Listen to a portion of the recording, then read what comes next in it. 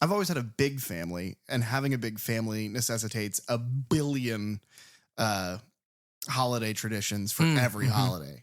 My dad is one of 6. Jeez. Yeah, my mom's only one of 2, but that family, we're very tight knit. My grandpa's a magician, and so you can imagine our Thanksgiving. Yeah, he's like, it's time to carve the turkey, right? And it's like, you like lift the silver tray and it's just like, well, where is the turkey? No, it's there. He lifts it, but then he's got the carver, but the carver's got like, it's black and it's got a white tip. And it's like, oh, you son of, and he goes, bah! And the turkey explodes. And in the turkey, $40. Wow. And whoever stabs the person to the right of them fastest gets that $40. It's an interesting tradition. Yeah, it's knife wounds and magic. Not The Gathering. No. Simply not. No. Yeah, man, that is a big family. Would you guys do that like at your house, or do you spend time like, do you take like differing families' houses in that you travel around or whatever? We've never done that. Okay. There has been years past where it's like, well, we can't do it here, we can't do it, etc. So we'll move it around. We now do Thanksgiving at my house, like my family's house, but we used to do it at my grandparents' house. My grandparents' house has always been kind of the holiday hub. Any major holiday that we're celebrating together is always there. They used to, for Thanksgiving, I've forgotten all about this. I'm remembering now. They used to invite my brother, or my grandfather and his brother are very close. And so it would be their family and our family would join. But that's my grandfather, that was my great uncle, and then his wife, their 2 children, their 2 children's husbands, and 3 and 1 children, with then my family. And it's like 15, 16 people. It's a lot of people. Yeah. Which is a lot of screaming, and kids being kids, but they have they've converted a garage, what used to be a garage, into like a patio, like a sun patio. Okay. So you shove the kids out there, crack the door. It's Lord of the Flies. We're throwing turkey at each other. One time, a second cousin of mine, was like, because we're unchecked, there's no supervision, and there's a bowl of ice cream because it's dessert time, and he's got this bowl of ice cream, and he was like, "Oh, I'm gonna put sugar on it." Sugar on the ice cream. Okay. So he takes what he thinks is sugar. Oh God. And he pours it all over it. He takes a bite, and of course it's table salt. So he's poured, like 5 or 6 full shakes of salt onto the ice cream. He takes a bite. Immediately his face goes puckered, and then he started crying. Was it caramel ice cream? Because then it would be a salted caramel. That would be delicious. Yeah. No, it's Parmesan cheese. Oh my God. I guess in that question, it would have been the ice cream was a big bowl of Parmesan cheese. That's just salty cheese. But yeah, then the other family we always do, we always used to do it at my Aunt Michelle's house. My Aunt Michelle's the second youngest of my dad's family. They all have J names except for the oldest 2. The oldest 2 is Chuck, Michelle, then Jeffrey, Jay, John, and Joseph. Jingleheimer Schmidt. They hadn't come up with the shtick until 3 in. Yeah, I think 3 in. They were just like, I don't know. Oh, you know what it was? Here's what I think happened. Right? They had the naming book, the kids' naming book, and then they moved and it got lost. But there was like a page torn out of it. They only had the J's. Yeah, that's awesome. But yeah, we don't really have so many, like, there's like, football in the street at my Aunt Michelle's house. But as you get older, all that stuff falls apart. I think the only real tradition that we still have, ironically, is on Black Friday, but we don't do any of the shopping. I abhor Black Friday. Yeah, same. We do all of my parents' house's Christmas lights the day after Thanksgiving. It's like one of my favorite days of the year. Yeah. We have a great time doing it. Yeah. Not as big a family on my side. We would do mostly on whenever we got like any of the holiday get-togethers were typically done on my mom's side of the family for the most part. She has 2 brothers, and so it's like them and their families would come, and some of the cousins once removed or whatever, they'd come down. And so growing up, it's like that's whenever I would see some of my cousins. And my grandmother, she lived down the street from her mother, my great grandmother, and she still lived for quite a long time in my life. And so we would go and spend either have the holiday there so that everybody was around her, or vice versa, at those two houses. And like the only this is a weird one. The only like tradition that we have, because it's just kind of a get together, meals. She had a back porch as well that was closed in, so the kids would be out there, the adults would be inside, and we. Putting us out there, you'd have other things that were kind of stuck up on these shelves and everything. And one of them was, this is the weird thing that we would do. And not only just for Thanksgiving, but like every holiday event that we would do at my great grandmother's house. Because we'd go out there, we'd eat, and we'd look up on the shelves and the Easter eggs and baskets would be up there. And we'd be like, well, can we hide eggs? And so we would hide Easter eggs for like every holiday. Is that why you're so into this shit? Because you find the Easter eggs? Yeah. Yeah, we can't do Easter egg hunts at my family's house. My grandfather just makes them all fucking disappear.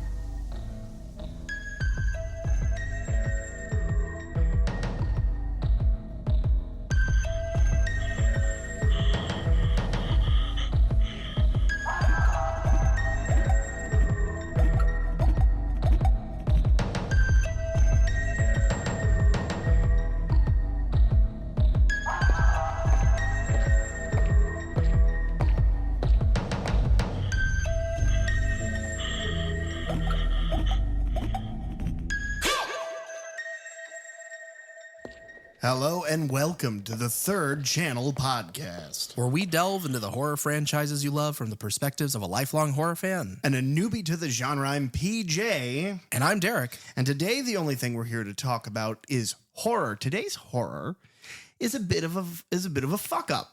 A bit of a snafu, if you will. We're not talking about, I mean, we've covered In the Mouth of Madness, covered Prince of Darkness, both John Carpenter's two entries in his Apocalypse trilogy. So it only makes sense. You know, a lifelong horror fan, you'd think you wouldn't make this mistake. So I was there for this. We typed in The Thing into a streaming app, but unfortunately, we typed in the wrong thing. We typed in Thanksgiving. Oh. And it auto-corrected. So what we saw, that's not The Thing. No, it's that's not. Eli Roth's Thanksgiving. Yeah. Yeah. A very different film. A very good film, but it's not the same. No. It seems almost thematically like we planned it this way. It seems like that to the point where we probably did.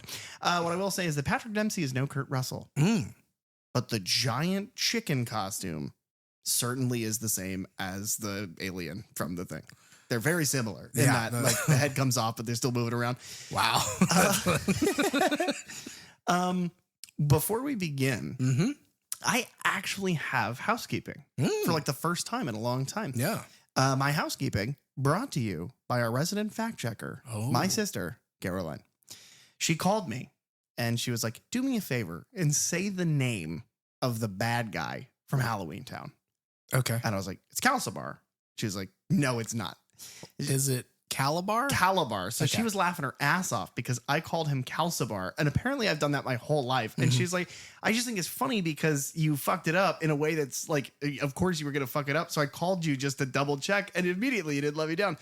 So to save my reputation for the people who really like Halloween Town, which is probably that's the interesting thing though about these kind of horror and spooky movies is that everybody seems to like the class, like Beetlejuice and Halloween Town and, you know, Hocus Pocus, the ones that are fun. But then you have that disconnect where Caroline would not watch 90% of the things that we've talked about. Right. Wouldn't touch them. But she knows Calabar. So Caroline, there you go. His name's fucking Calabar. Please only call me to be nice and to not mock me in a way that, because like I laughed and I was fine in the conversation, but the second that phone disconnected, the tears. Yeah. I was wondering what that was about. I didn't hear the conversation. I just saw you crying, hanging up the phone. Yeah, I lost a lot of money with the GameStop stocks. I read this thing that was apparently like 3 years old. I was like, I'm going to get rich quick. This is an interesting one where we were able to see this exactly at the same time. Our story is the same about the first time we saw this because we saw it in theaters, I think the night it opened. Yeah. As of recording this, I believe we saw it 2 years ago today. Yeah, which is insane. We saw it with Carly and we saw it with Dylan, and the three of us went to the theater and watched it. It was great. Carly was going to be our guest on this episode. Yeah. But something happened, which is Carly remembered all of the horrible gore in this movie and was like, I can't watch any more of this. It got to the point where the maypole, or not the maypole, the Mayflower's like the ship punches through that dude's head and the kids get sprayed with blood. They're like, Grandpa, wake up. And she was like, no, sorry. No, I'm going to pass on this. So we're down a guest. Okay. Yeah, the good news, though, is that, and you told me this earlier, another small bit of housekeeping, Charlie, in response to an episode of ours for Trick or Treat, did respond to our demands of leaving comments about how old he was during the filming of that movie, and then also how old he was during True Blood. Right. When True Blood came out. And only if he answered those two was he allowed to be a guest on our show. Good news, listeners. He did.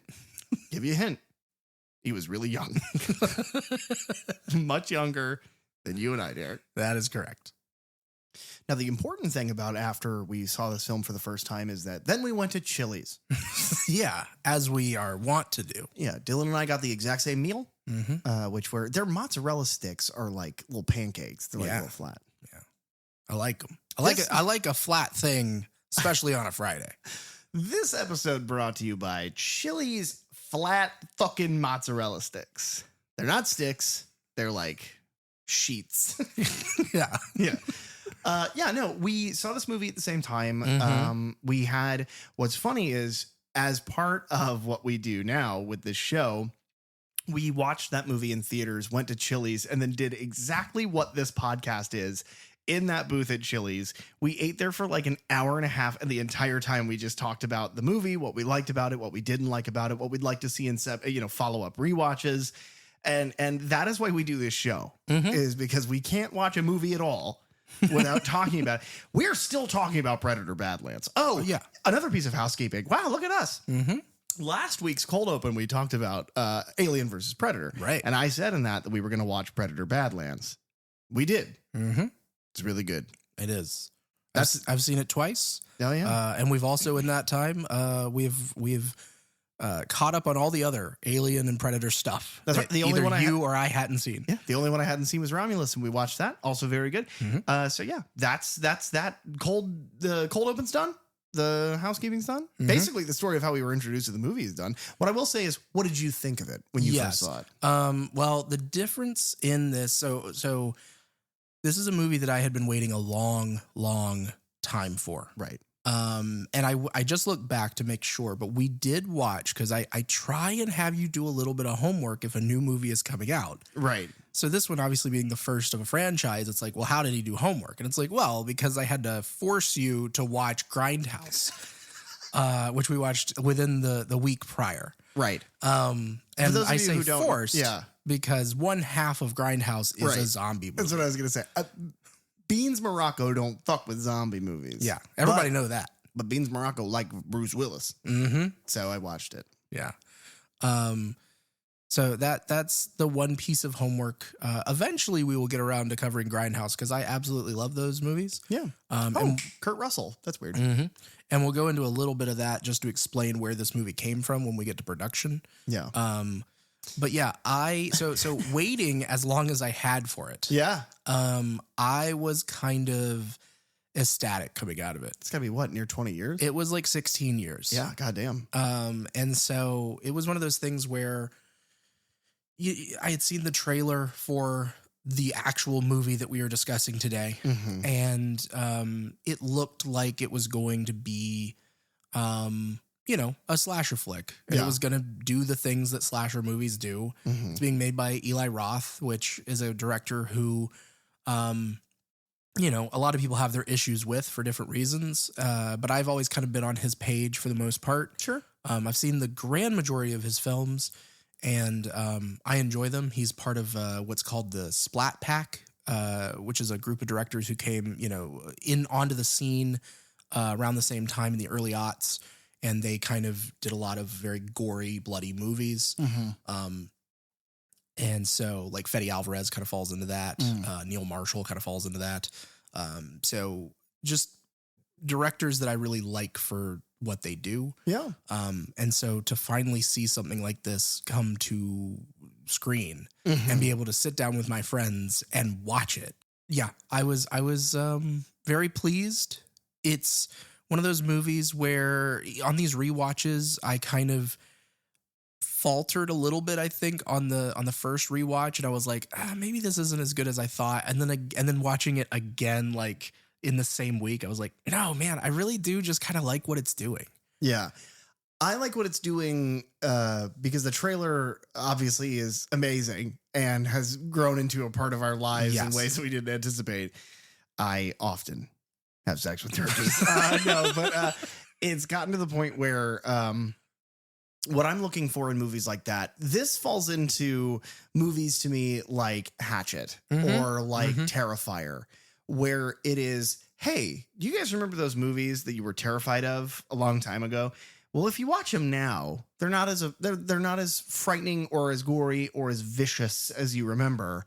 So we're going to make one now that is all of those things. Yeah. And this is just this is what if Halloween were made with a psychopath at the a different kind of psychopath at the helm, who had access to all of the modern filmmaking techniques to make something truly nauseating and disgustingly violent. And it's great. Yeah. Because that's what I went into it hoping it was going to be. And it was. And it didn't let me down at all. And I love movies like that just amp it up. I mean, people, I think in our anniversary episode, Ty mentions like gore porn, like torture Saw. porn. Yeah. And it isn't really that. It's the same as a slasher movie. It's the same as like Black Christmas or whatever. But if it was just unbound by any sort of rating system, just do whatever the fuck you want. Yeah. And it's great. Which Eli Roth has a tendency to go for. Yeah. Unfortunately, I think the only Eli Roth movie I've seen outside of Thanksgiving is The Green Inferno. Yeah. We've watched the Hostel films, haven't we? Oh, okay. Yeah. Recently. Yeah. The one that I really want you to see is his first feature, Cabin Fever, which we should do soon. Did he do a trailer for that 20 years before? No. Oh, okay. Well, you would think he would, because I thought that was like kind of his thing. Thanksgiving.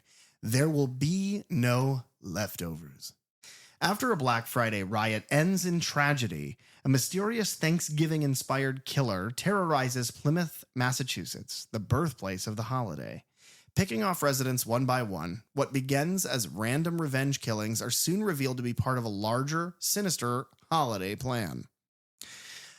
I don't know. The what starts as random killings turns into something with a plan feels weird, because it's like in the very beginning, very specific people are tagged by the killer in sort of like, I am doing this because of you.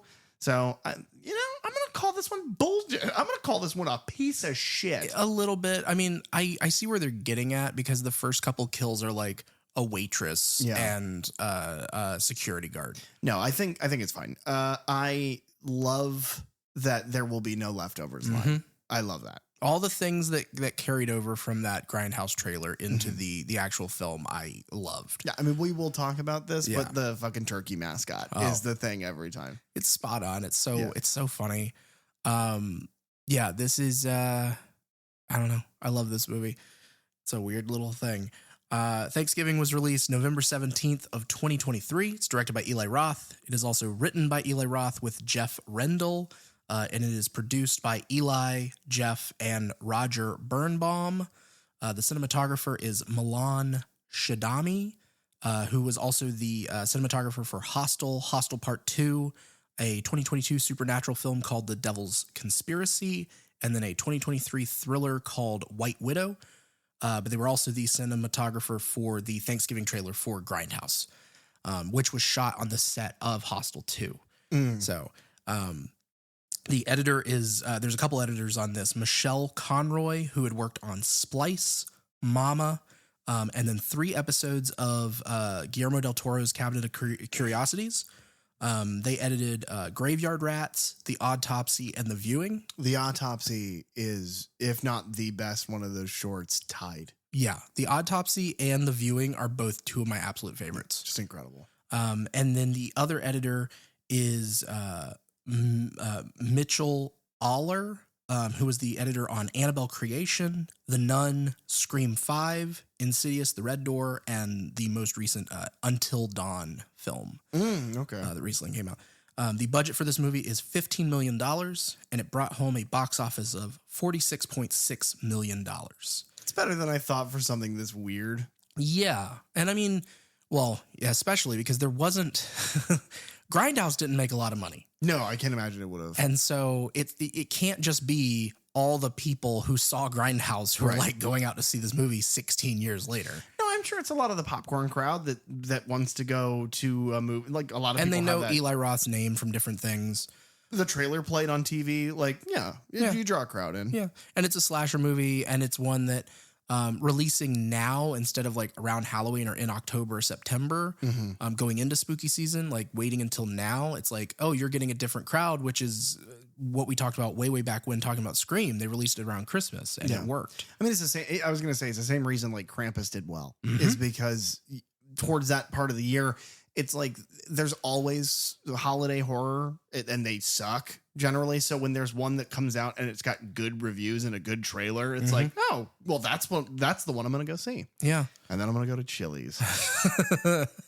Let's go ahead and get this out of the way. Krampus, now that you've mentioned it, and just so there's no confusion for next week, Krampus is what we're covering next. Yeah, because if you type the thing into a QWERTY keyboard upside down and do the same thumb movements, it spells Krampus. Yeah. You can try to check me on that, but your phone's rotation will keep you from being able to do it. Oh, unless you fucking turn it off. No, don't fact check me. Yeah. It's what I say. The director, writer, producer, Eli Roth, he had done Cabin Fever in 2003, Hostel Part 2, The Green Inferno. In 2015, he did a movie called Knock Knock. He did Death Wish, which was a remake of a 1970s like exploitation film.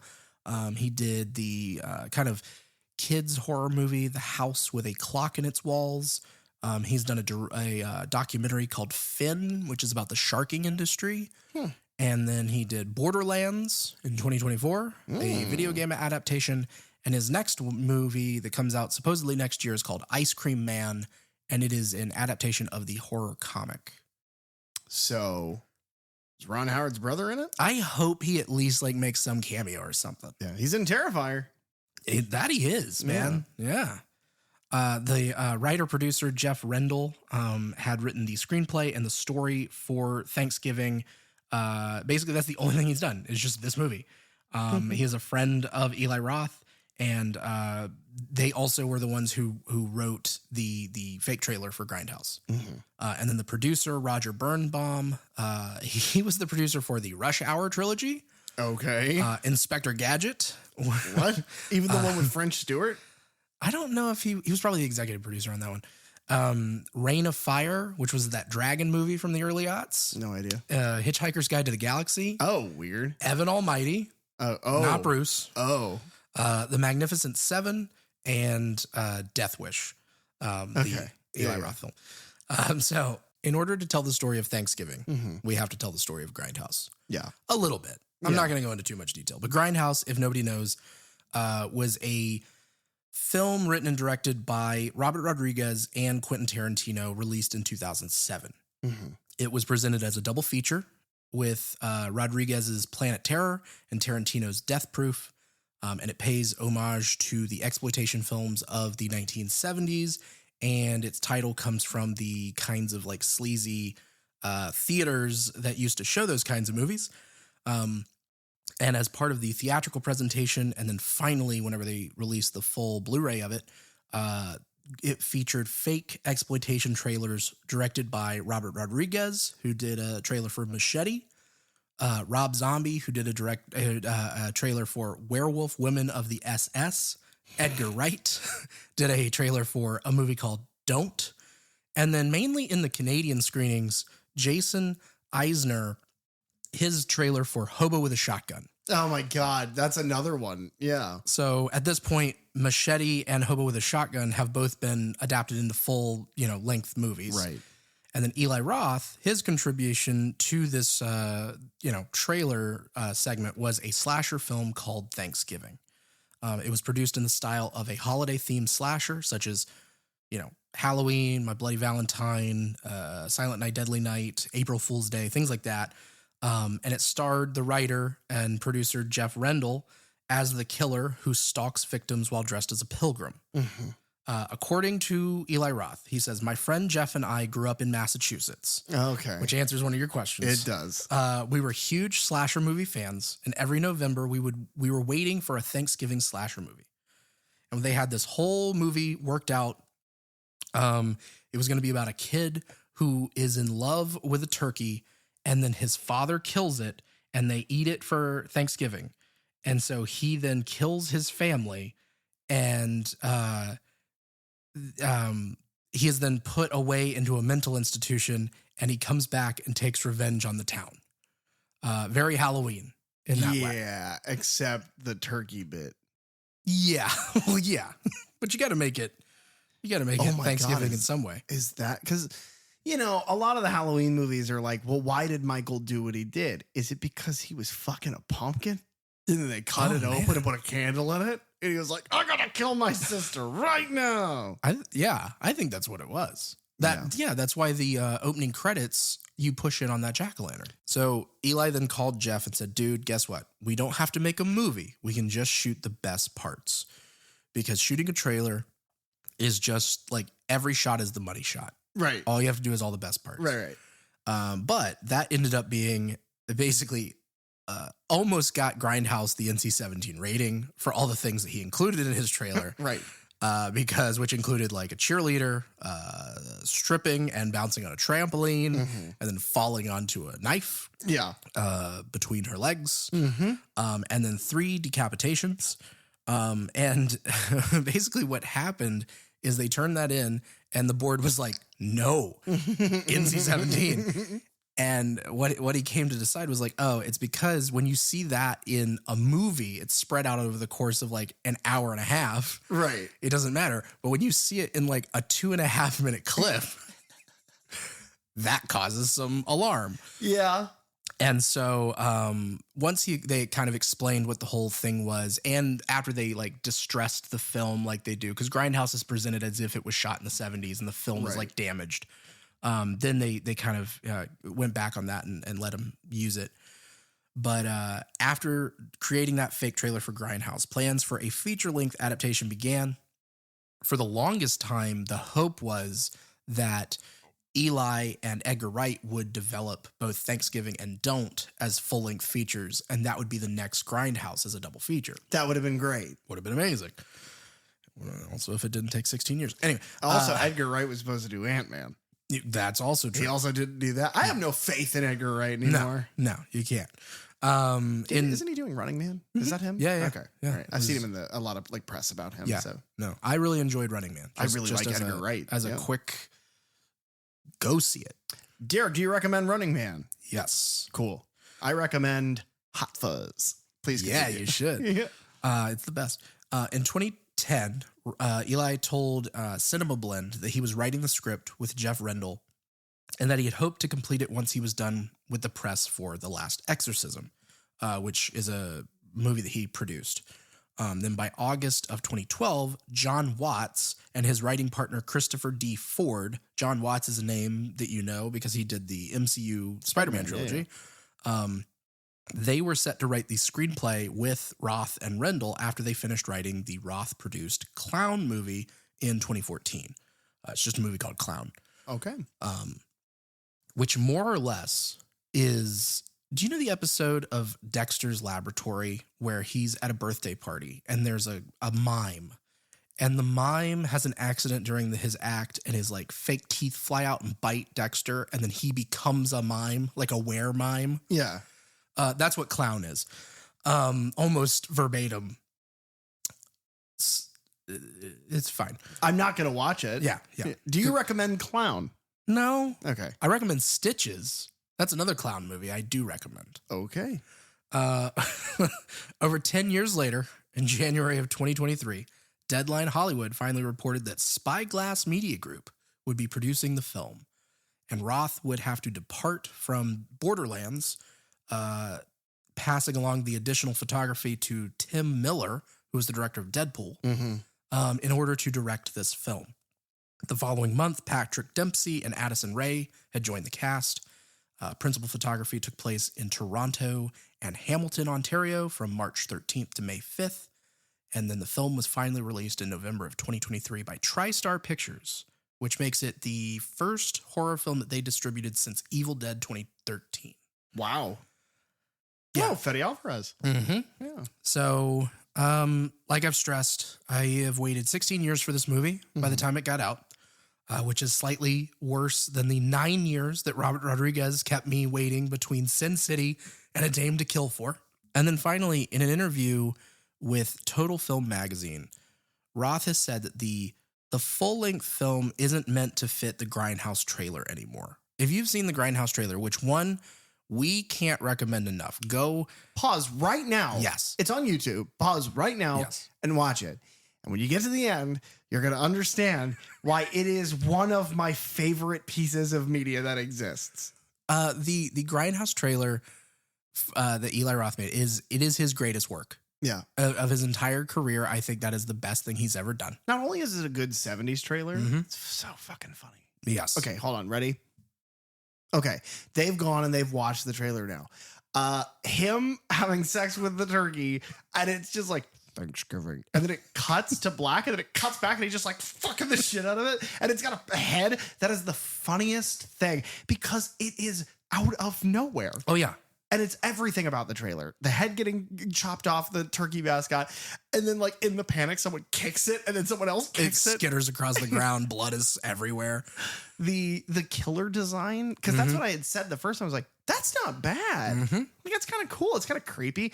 Way better version here. Way better version. And we'll talk all about the killer in this and the look of it. But no, it's a good trailer. And that's what I said at the time. I was like, I'd actually watch this movie. Oh, yeah. Like, it seems like it would be a lot of fun. And then it was. Yes. And so what he's kind of said is, this version doesn't really fit that tone of film that he was making there. So the head canon for him, is he said, let's pretend that Thanksgiving was a movie from like 1980 that was so offensive that every print had to be destroyed. All the scripts were burned. The director disappeared. The crew members changed their name. And like one dude saved the trailer and uploaded it to the darkest corners of the internet. And now it made its way out there and people have seen it. And so this is then the 2023 like big budget studio reboot of that movie. And then it allowed them to kind of do this. Yeah. And whenever I look at the movie through that lens, that I'm like, okay. Because that was my only hang up coming out of it the first time is like, man, I wish this didn't take 16 years because maybe we could have made it to look and feel more like that Grindhouse trailer instead of like a cleaned up version of that. Well, he still could have done that. That's a choice he could have made. Yes, he could have made it period. He could have done, but he didn't necessarily have, it would have been with different actors and things. Sure. And so I think instead of going for that retro slasher look and feel, he was going, like you made a good point. Like he's kind of doing the retro Hatchet and Terrifier thing of like, oh, let's make a slasher movie like they did in the 80s. But let's make it now. So it's taking on that, but then also taking on like how slashers in the 90s were and how slashers in the early aughts were, and kind of cleaning it up a bit to that level while still giving like the goofy gore and the like character in a mask and like building the lore of that sort of stuff behind it. And I think it's a really good melding of all of that. It also makes me think of how bad I want to have some turkey, and I'll let you decide what I mean by have. This holiday season, Prepare to have the stuffing scared out of you. Thanksgiving. In the town of Plymouth, Massachusetts, the fourth Thursday in November is the most celebrated day of the year. The table is set. The festivities have begun. One uninvited guest has arrived, and this year, there will be no leftovers.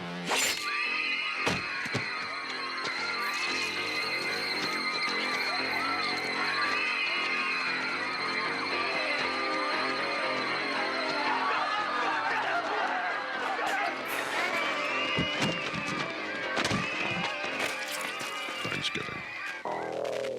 The amount of things from that trailer that have lived on, and that it is Thanksgiving. We do that all the time, and there's no fucking reason. It's just a good punctuation on things, you know?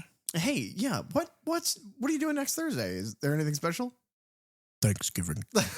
A lot of the things in that trailer immediately translate to the movie, and I'm so grateful for that. But the other thing is that listening to it has given me an interesting perspective as well. Just listening to the trailer, the music, the bum bum bum bum bum bum bum sounds kind of John Carpenter-y. Yeah, I think they sampled it from something else. Yeah, I can't remember what, but yeah, we're gonna get flagged for that one. I'm pretty sure. Well, just on YouTube. Spotify doesn't care. Yeah. Spotify runs ICE ads, so who the fuck knows? Yeah, they don't care about human rights. Yeah. So we can't make the release the list joke anymore. I'm realizing. No. Well, man. maybe. Well, maybe. Yeah, we don't know yet. We'll let you know by Krampus. Hopefully. This story takes place, as our clip just told you, in Plymouth, Massachusetts, where apparently Thanksgiving is a big deal. It's where the holiday started. Yeah. It's like Bethlehem. They go crazy for Christmas. Oh, so the guy was born. They love it. Yeah, they love it. Okay. How'd that first Thanksgiving go? Was it nice? Thanksgiving. We start with this. Well, actually, yeah. Let's get this out of the way. We start with a POV shot, much like a slasher movie is wont to do. But that being said, we don't do a lot. Like I said before, we are playing with some slasher tropes, but at the same time, we're not beating you over the head with them. No. One of the slasher tropes they play with, though, and this is important to go right at the beginning. We need to cut this off. It's a whodunit. Yes. Like Scream. We've talked about some whodunits before. Yeah. 6 of them. But if you are listening to this, like you listen to Scream, and you have any interest in watching this on your own, and I think we both want you to, because it's very good. And we'll talk about that later. But if you do not want to know who the killer is, you need to turn this off right now and go watch the movie, because we cannot talk about this movie without spoiling the killer immediately. Yes. So because the foreshadowing is just too good. So please go watch the movie, come back, listen to the rest of the discussion. Terrific. Welcome back. So, killer POV. Right. Approaching a door. Thanksgiving. The door cracks up. It's the sheriff is at the door. Yes. Sheriff Eric Newland is his name. I didn't even know Newland was it. I knew it was Eric. Yeah, because they give him a name right there. I like this little bit because he's talking to Mitch at the door, and he rattles off like, "Oh, I'm looking for a guy who's head, golden brown." And he's like, "I'll serve him up to you on a silver platter." then it's like, and they're like ribbing each other, And then my grandpa goes, "Poof," and it's gone. and they're like $40, grab it. Oh, got my ribs. Yeah, Sheriff Eric is a friend of this family's. Yes. He comes in and they're having a family dinner here. They meet In more ways than one. I'll go into a couple people who matter. Sheriff Eric Newland, played by Patrick Dempsey. Patrick Dempsey, this isn't the first time we've talked about him.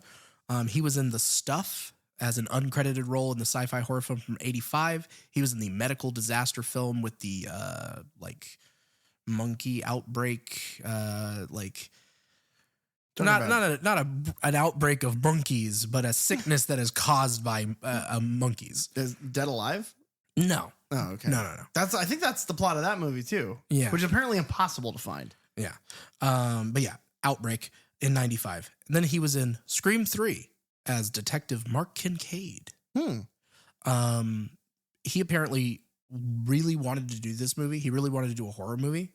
And he reached out to Eli Roth personally to be like, hey, I want to do a horror movie. And he's like, man, I'd love to have you, but we do not have the money to pay for you to be in this movie. And he was like, no. I want to do this. That's great. So Patrick Dempsey, we've talked about, we like Mitch Collins is the guy at the door. He's played by Ty Olson, who was in Lake Placid, Valentine, which is a 2001 slasher. He's in AVP Requiem. Oh, I'd have to guess because you can't see anything that fucking you beat me to it, you fucker. He was in the 2014 Godzilla film. Oh. And then this is a really weird one. Oh, God. He is the voice of Ord, the blue dragon in Dragon Tales. What? Yeah. Oh, my God. That's wild.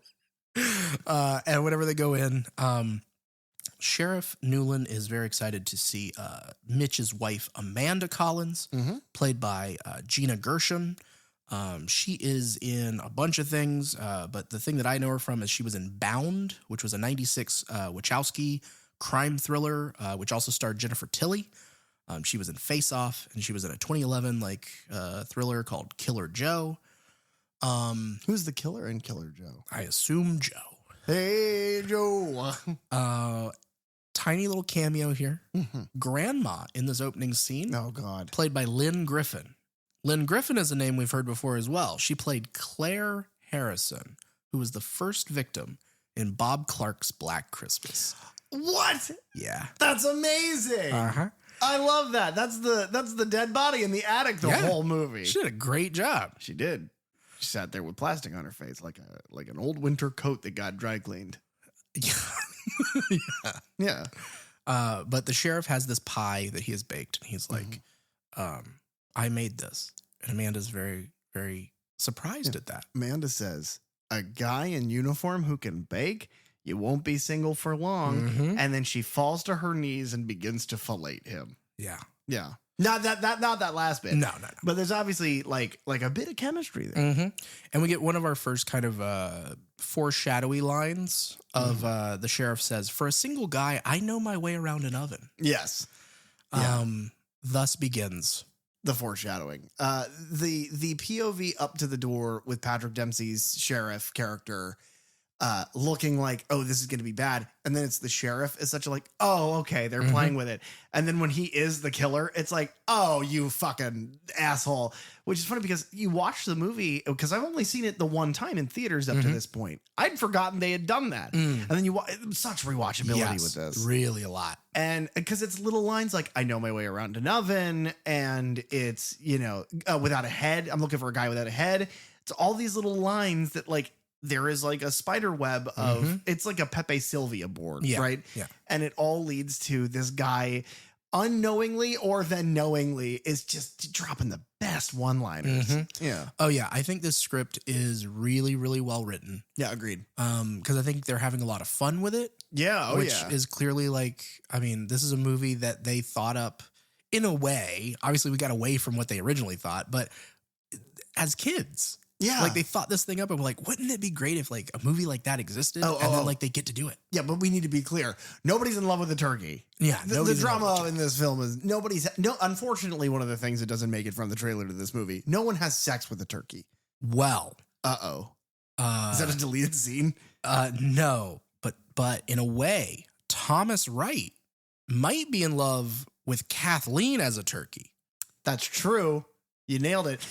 This is an interesting opening scene. It's basically two families having Thanksgiving.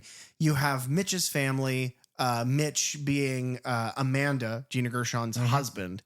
They are having a family Thanksgiving with the sheriff is present. And then you have another family, a much wealthier family in a much nicer home. They are having a juxtaposed Thanksgiving with much more food, many more people, but it seems a lot more formal, a lot less fun. But that's where we're introduced to Thomas, his wife Kathleen, who is stepmother, I believe, to our final girl, Jess. Yeah, because it does follow that like slasher trope. We have a Big like time. true final girl here. But yes, Mitch is the manager at the Right Mart who is having to go into work for their opening at midnight for Black Friday sales. Where the first 100 customers get a free waffle iron. Yeah. It's important to note that this is the first year, according to the story, where the store has been open for Black Friday. Now, something I like about that is that is 100% accurate. Yes. You and I used to work for a store that sold technological goods, right? And for the first time ever, like, because I think we worked there over one holiday into another holiday. Yeah. And that second holiday, they were open on Thanksgiving, but they weren't the first. And everyone was doing that. GameStop was open on Thanksgiving. And now everywhere is. And it's like, that bums me out. Yeah, you have a couple, in the last 2 years, I would say you have a couple stores who are kind of walking that back a little bit. COVID. Yeah, there's That's that the only too. reason. But yeah, I don't like how they're doing Black Friday anymore. It doesn't make any sense. And I feel like that's a good piece of screenwriting because that reflects the real world. And, you know, you've got the business side of these two families, which is Thomas's family. And they're all like, wonderful idea, Thomas, opening the store on Thanksgiving. What money you shall make. And he's like, yeah, you should thank my bitch wife, Kathleen. And Kathleen's like, bark, bark, bark. And then, no, that's a chicken. And that's good foreshadowing. What is it? Is that a good turkey noise? Yeah, okay. I made it by doing a really embarrassing face. Yeah. But so and then the other family, Mitch's family, is like, well, what the fuck? Why would they even open on Thanksgiving? It's supposed to be a day for family. And you immediately establish the two different worlds that people in this film are coming from. And without knowing it, you immediately establish motive. Yeah. You don't realize that at the time, but you have set the stage for motive for the rest of the movie. I really like this opening. And I also really like the guy who plays Thomas, but from a place that is going to be weird for you to know about me. Okay. We'll get there shortly. Good. We're introduced to, we've mentioned her, Jessica Wright, played by Nell Verlacki, maybe. Okay. She has not done a whole lot. I'm sure they went out of their way to kind of cast a unknown like you typically do for these slashers. Yeah. She was in something called The Marijuana Conspiracy from 2020. Okay. She was in the Disney Plus sports comedy show Big Shot. And then she was in something called Notice to Quit, which was an independent comedy from 2024. She is talking with her boyfriend, Bobby, who's played by Jalen Thomas Brooks, who did some TV work, including some reoccurring roles on Rebel, Animal Kingdom, Walker, which was the Walker Texas Ranger reboot, and then The Pit most recently. Okay. I haven't seen any of those shows. Neither have I. But they're talking, and we're building like family dynamics of, like you said, Thomas, Jessica's dad has remarried Kathleen, who no one likes. Right. And it was a very quick, her mother passed away and then they got together like within the last year or something. It seems very honeypotty. Like that and she plays that. She seems, every line of dialogue, every action that this character makes seems to be revolving around making money as fast as possible. Yes. So they write that. Well, these characters, all of them are one note. Every character is one note. I'd say there's a couple that have decent growth, but for the most part, they're all one note. But I think that's intentional. I think it's one note to either make you hate them so that you root for the killer, or to make you love them and to make you root for them. But that's what a slasher movie needs to be. Yeah. And there are still a lot of like dynamics between the different characters that I like, especially between like Bobby and Ryan. I love their like, back and forth over Jess. I like the sheriff's interaction with pretty much everyone. I mean, Patrick Dempsey's just amazing. And his accent is that's the other thing. So earlier in the discussion, Derek mentioned that Eli Roth is from Boston, which is important. And I asked that because, oh my God, the accents in this movie. They're like, shut the fuck up. Why are you opening the store? And it's just like, holy shit, dude. So a couple things. One, that's crazy because the movie is shot in Canada. Yeah. And so a lot of the actors that they have are Canadian actors. because in order to shoot in Canada, I think you have to have X amount of people on your cast and crew that are Canadian in order to get the tax breaks. That makes sense. So you have all that. Then you have Patrick Dempsey. And the one thing that everyone online seems to complain about with Patrick Dempsey is that his accent slips constantly throughout the movie. Mm-hmm. But the weird thing is he is originally from Massachusetts. I do get that. But okay, so he had to like basically train himself once he became a professional actor, train himself away from that accent. They leave after dinner. They meet up with their friends to go to a movie. That's what they're going to do. Yes. And then through reasons, they decide to also go to the Right Mart, which is owned by her dad. Correct. And so whenever they get there, they basically Jess lets them in through like the side entrance. Yeah. And so this Right Mart is going to open at midnight for this big sale. And there are just, it looks like a zombie apocalypse. The amount of people. It looks like Escape from Precinct 13. Yeah. And there are, barricades up, these light little barricades and 2 security guards that they have hired to protect the store. A tiny little man with glasses and a big fat guy with a loud mouth and a megaphone. Yes.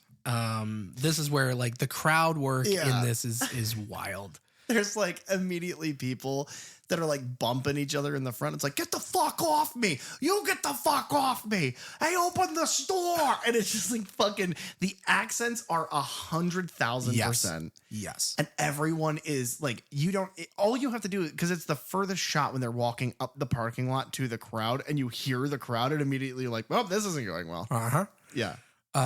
This just builds and builds and builds until the crowd gets completely out of hand and they rush the barrier, they storm the storefront, and they end up breaking down the glass doors onto this security guy. Now, 2 things. The first thing I think it's good to establish, and I think that it is a great, like, why are Billy and Stu going after Sydney? They have a reason and it's a good one. I think for John Carver, who is the name of the slasher in this, the Michael or the Jason, John Carver going after the people that he goes after, our little unit of friends here, our kids, is because they are in the store.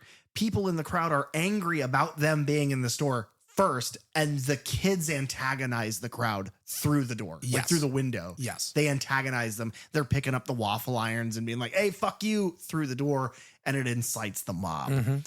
Also during this time, the sheriff and Amanda have shown up to the store to bring Mitch a plate for dinner because he didn't get to eat. Bring him a plate, and also the sheriff's like, I'm going to stick around because shit is getting bad.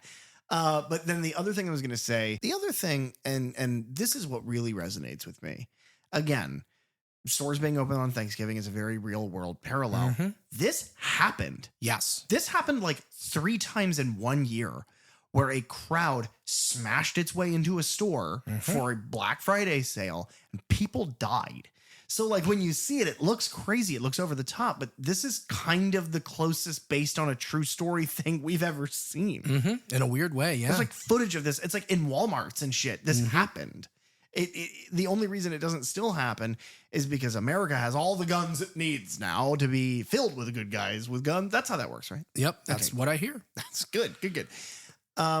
This is shot so well. Yes. It is shot like an apocalypse. It is shot. Oh shit! It is an apocalypse movie. Oh, good. We made it. We did it. This is shot integrity. This is shot like a disaster. What's funny is that it uses a lot of like, I don't know, maybe a crane, but it has a lot of like over the crowd rushing in. Looks like a documentary. It looks like a nature documentary. It's fucking terrifying. Yes. But then in the same time, in all the chaos, we get all these little like moments with different people. Yeah. I want to really quickly say the security guard, Doug, who is smashed by the door. Yes. He's played by an actor named Chris Sanford, who apparently plays a character named Derek in What We Do in the Shadows. Yes, he does. That's where I know him from. It's the TV show What We Do in the Shadows. Do you recommend the TV show What We Do in the Shadows? I haven't seen it. What?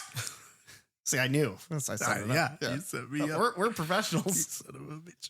one of the funniest things that happens is as the crowd is smashing through the doors, because all of them are in a panic. Like, you need to open the fucking door. And I love this actor's performance. It's this guy, the guy with the glasses, the security guard. He's like fumbling to unlock the gate. And then the door smashes forward off its hinges and he is crushed underneath it. And everyone is running in. But my favorite thing that happens here is that as the crowd is running in, somebody gets shoved into like the sidewall of that door that just broke into a piece of glass, and it just sticks him in the neck. And then for the rest of the sequence, he's just like clutching his neck as he bleeds out. But he still grabs a waffle iron and is trying to get it out of the store. Oh God, this movie is so fucking funny. It is this. The other thing that people complain about this movie is that for people it didn't work as well for is that you after this opening sequence, it never reaches that height again. I completely disagree. Yeah. I think it reaches different heights in different ways. Yeah, this is a fever. Yes, but there are some. If this movie is a sickness, the opening is the fever that you get that makes you realize that there's something wrong. But at the end, it's full blown diarrhea. It's a fucking crazy movie. No, this sequence is so well shot. There is one of the people that starts the fight in the beginning of the film is this waitress, and the waitress is running around and starting fights with people and shouting at them and screaming, and it's all just like, get the fuck out of the way, I'll fuck you up. And it's just like they're like boob bumping. It's crazy shit, dude. But the acting is so perfect for this movie because a different director would have been like, okay, that's a little much. Right. But Eli Roth is like, you could tell he's got like a wind up thing and he's like, keep going. Yeah. Keep going. It's and crazier. He knew exactly what this movie was and what the performances needed to be. If it's a caricature of the slasher franchise, the characters are caricatures. I'm fine with that. And then you set it in your like home state, right? Where you know the people and you're like, ooh, but let's take the worst examples of those people. Right. The caricatures of them. Because that's who would be on Thanksgiving at this fucking Walmart to get waffle irons and murder. Exactly. Oh my God. Speaking of murder though. Couple bad things happen. Yeah. Evan, we haven't mentioned the names. I'll get to them in a bit when we get to the diner. It's a handful of characters. Yeah. But Evan is shooting footage of this entire riot on his girlfriend's phone. Yeah. I know we're going to get to him in a bit, but one thing I want to say with the Evan character is if ever there was, Francis Ford Coppola has that book and blah, blah, blah, that story about how The Godfather is on the book about how to write a screenplay. Yeah. This character is how to make a character so unfathomably hateable that you want him to die. Yeah. And then how to kill him in the most grotesque way to please your audience. Because, oh my God, I fucking hate this. I hate this character so much that I don't like the guy who plays him. Yeah. Because you can't act that well. You have to be a piece of shit. Maybe he used to be a piece of shit. Yeah, as my 12-year-old would say, he's an op. Oh. And I've said that on the show before. You have. Yeah. The other another thing that happens here is Jess's boyfriend Bobby, who is a famous in this town pitcher. He is crawling to help the security guard, and his arm gets stepped on. And it is a very good special effect. Yeah, because it is disgusting to look at. There is no way I don't know how they did it. Maybe they had his real arm painted out. I don't know how you do that. Probably. And then a prop with a breakaway bone inside. Because it's obviously a real prop. It acts real, but it's obviously also a prop. It doesn't look like a real, it's rubbery. Yeah. But I know what you mean. It's still the idea because somebody steps right above his wrist and it snaps his arm and his wrist. And oh my God, it's disgusting. My brother, so this would have been 2004. I would have been 13. It was after Hurricane Charlie. So we were staying at, because it damaged our house to where we couldn't live there for over a month. We were staying at a friend's house. And this was in the weeks after. And my brother was out on their swing set, and he had I think he jumped. He was swinging and then went high and jumped out of the swing. And when he hit, he fell forward and snapped both bones in his arm. Jesus. And it hung like that, disgusting off his body as they rushed him to the hospital. That's disgusting. And I didn't want to hear about that. Yeah. I'm sad I did. So is everyone listening right now. But the other thing that prompts is a good question. Charlie, how old were you during Hurricane Charlie? Oh, Now, that is a good one. You're already in. You get to be a guest. Mm-hmm. But if you don't answer this one, Derek and I are going to kick your fucking ass.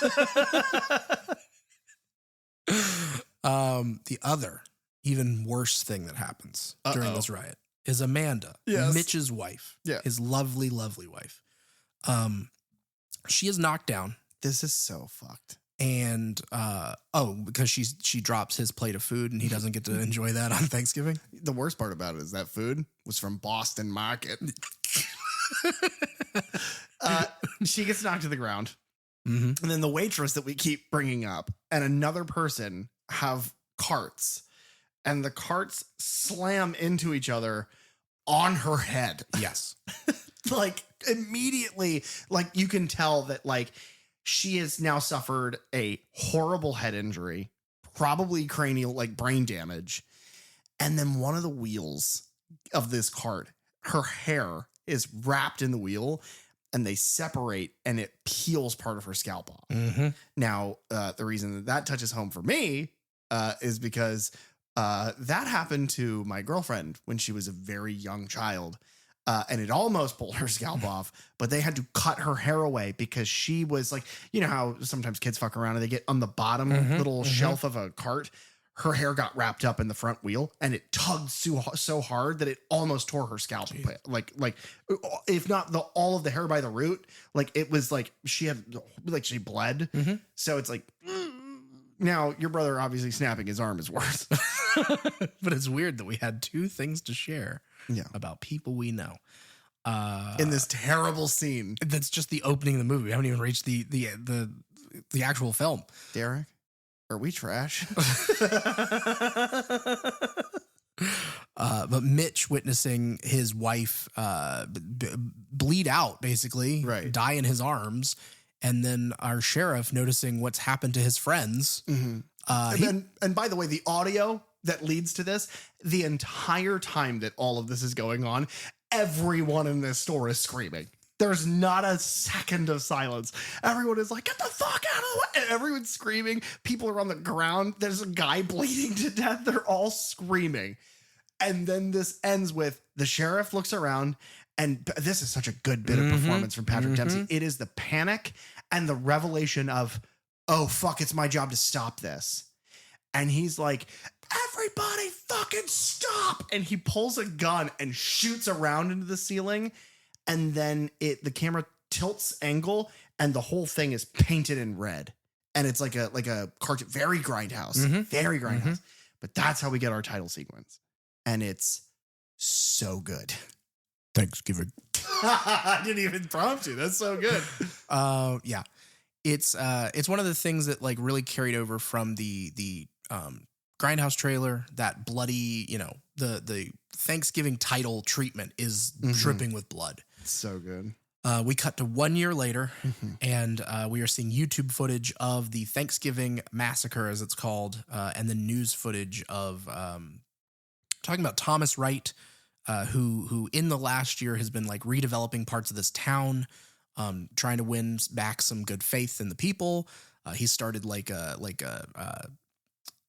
scholarship. For young girls. It's funny because it's everything it's the opposite of everything real life very wealthy people do. Because real wealthy people do things like, I don't know, a Nazi salute. Right. And then they're fine forever and they get $1 trillion. And a year ago, that would have sounded insane. But that all happened. But here we are. Thomas Wright is played by Rick Hoffman. I know him. He was in Cellular, which was a 2004 thriller film. He's in Hostel. He has a little like kind of cameo part in that. And then he is one of the main characters, I guess, in the series Suits. Which is where I know him from. Okay. I know him from Suits because Suits was a show that I watched the last time I was in the hospital. Oh. I watched like 30 episodes of that show. Because when you're in the hospital for 16 days and you have nothing to do but watch cable television, all I watched was South Park, The Daily Show, and then one day, nothing but Suits. Let me tell you, he's good in that. He reminds me, in that show, he's like a really quick-witted, very like silver-tongued kind of bad person. Yeah. But he reminds me, his performance, and I could not quantify why, but he reminds me of Otho. Oh, okay. Yeah. From yeah. Beetlejuice. Yeah. It's bizarre. but his performance is great in that. He always, well, in everything else that I've seen him in, he always seems, because especially in Hostel, he has one scene in Hostel and he sticks out so much. He also is a very strange look. Yes, he's very rodent. Like rodentine. He's got, it's the teeth, man.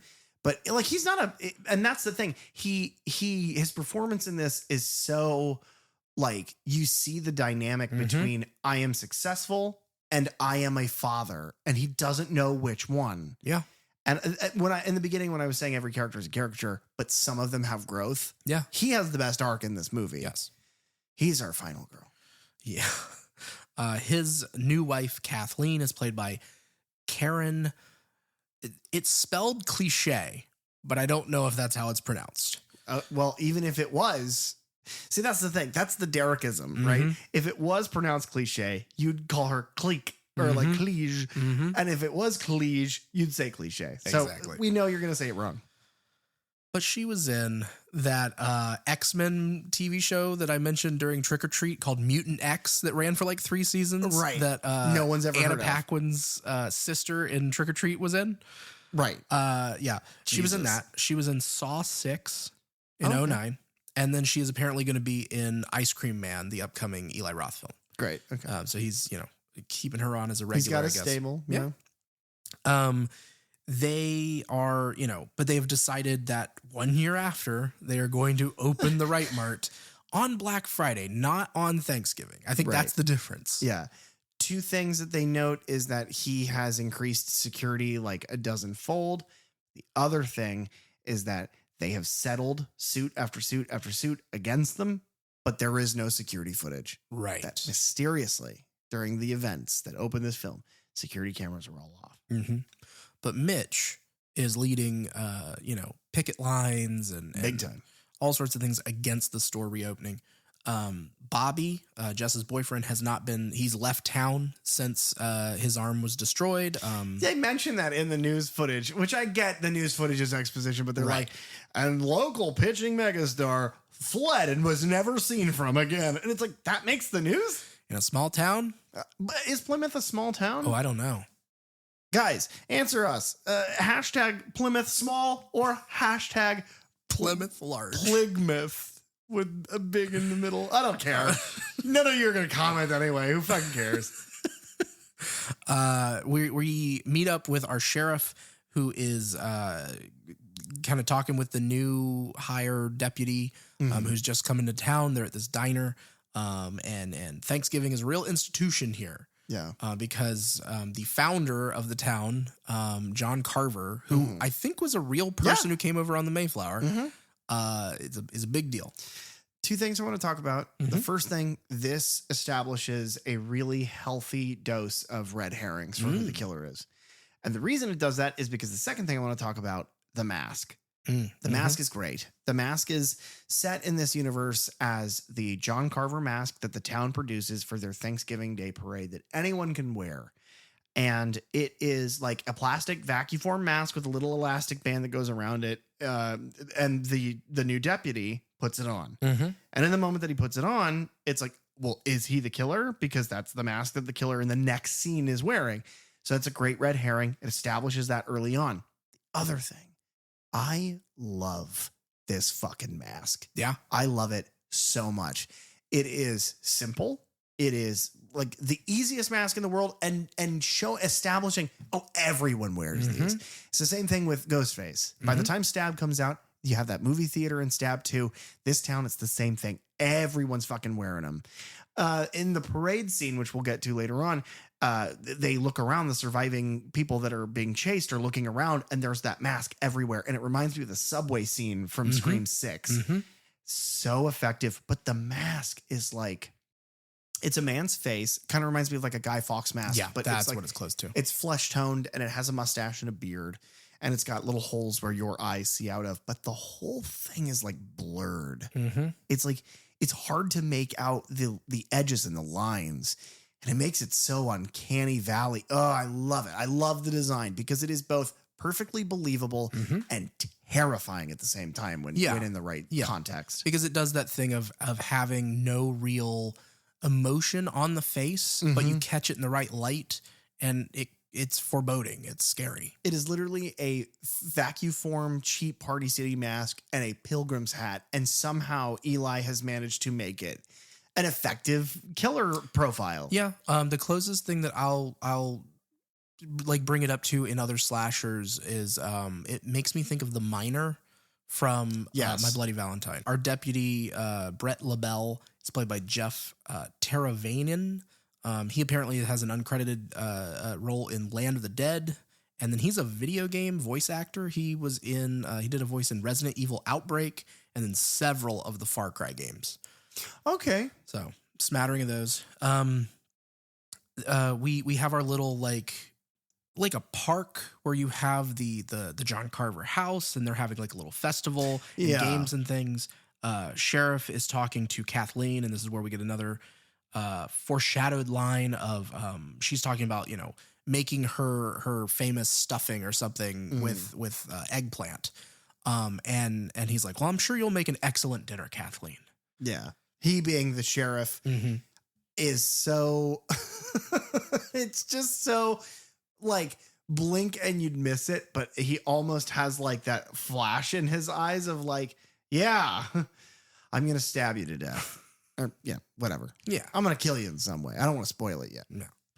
Don't want to spoil your dinner. But they go over to their Thomas Wright is there to shoot a commercial, and they're going to use the John Carver house. But whenever they get there, it has been vandalized, and the famous axe that hangs over the fireplace has been stolen. Something I love is immediately the sheriff goes, I'm going to have to shut this place down. And it's just like, yeah, I'm going to have to shut this place down and scrub it the fuck up to make sure I didn't lose anything. Yeah. To make sure I didn't lose a hair out of place. Well, and I think it's that. I think it's also because of what is revealed to be, where he is holding these people. That it's like, oh, well, if I close this down as a crime scene now and everybody has to stay away, I can do all my stuff in the basement. Yeah. Like I can get away with, nobody's going to come bothering me. Right. That's brilliant. Yeah. And it's things that I didn't think about on a first watch, because like you said, they set up enough red herrings and other things. People say things, or people put on the mask, or you see people put on a hat and, of the pilgrim hat. And it's just like, okay, it could be anyone. And they do a really good thing of like the Scream thing of, well, we see, the killer on screen and then the killer goes away and then this person then re-enters the scene. And it's like, but we never saw them on screen together. So they could be. Yeah. A lot of that, and a lot of they do such a good job of he never, to me, the whole time, he never seemed like it. He seemed angry with the victims. He seemed motivated. He seemed like the only non-option. Right. Plus it's Patrick Dempsey. Yeah. And he's typically like a wonderful, like positive influence in whatever movie he's in. And so for him to be such a lecherous dickhead is great. Yeah. But he has a reason. Yeah. Speaking of lecherous dickheads. Let's get into our group of kids here. Yeah. All of Jess's friends. Yeah. So Evan, who you were just referencing, I'm sure. Yeah, he's a piece of shit. They're all hanging out at the Capitane Diner. But he is played by Tommaso Sanelli. He apparently plays young Dick Grayson in Titans. And then he was in a 2025 horror film called Violence. Haven't seen either of those things. Hopefully the violence is at him. Probably. I would hope. His girlfriend Gabby is played by Addison Rae, who is, I'm sure people out there know, she is a musician. She was in a 2021 rom-com called He's All That. And then she is in an upcoming something or other that's called Animal Friends. I don't know her from her music. I do not know who this person is. Yeah. But she is like the other big name on this movie. Okay. Which is funny because I don't care about her character in any way. No. All of her lines of dialogue could just be Jess's and it would be fine. Yeah. Scuba, their friend Scuba, is played by Gabriel Davenport. He's done a bunch of TV movies, including things like Mistletoe Time Machine. Yo, what? And Don't Sell My Baby. Those are very different. Unless the baby gets sold and then you have to use the mistletoe time machine to go back and kill Hitler. Yeah, I'm sure maybe the baby was. baby is baby Hitler. Don't steal my baby Hitler. That's Rob Zombie's version with the SS werewolves. And then Scuba's girlfriend, Yulia, is played by Jenna Warren. She's done some TV work. She's mainly what I found was a voice actress in like the most recent series for My Little Pony and Thomas the Tank Engine. Holy shit. So I don't know. But they are at this diner with Jess, and they are there's another guy who comes through who's handing out flyers for this McCarty party, as it's called. And it's $25 to get in. Yeah. Or it's 15. It's something like that. Yeah. They're charging this year? Yeah. He's been watching a lot of Shark Tank. Now, I can't wait to talk more about this, it's later. Yeah. Jess spots who she thinks was Bobby walking out of the diner at the other end, but that's kind of disputed later. Yeah. They all get tagged in this Instagram post showing a table that is set, and that plays into that's something that Eli does a lot in this movie is like he sets it now, right? And he plays with all these different like technology. But it's never done in the cliche way of like, oh my God, I don't have service. It's like, no, people have service. People make phone calls. People stream things. They live stream. There's shit happening on a fucking FaceTime call in this. Yeah. So I don't know. I think it's an interesting way of kind of turning that trope on its head. Yeah, I agree.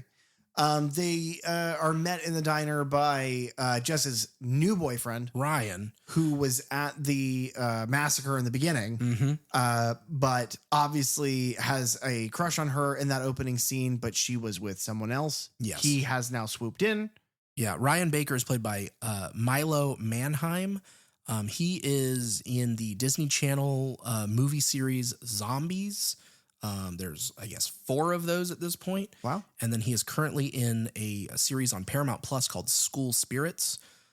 He apparently, his mother is good friends with Eli Roth. And so he has known Milo since he was like born. Weird. So okay, that's how he got in this. They're there.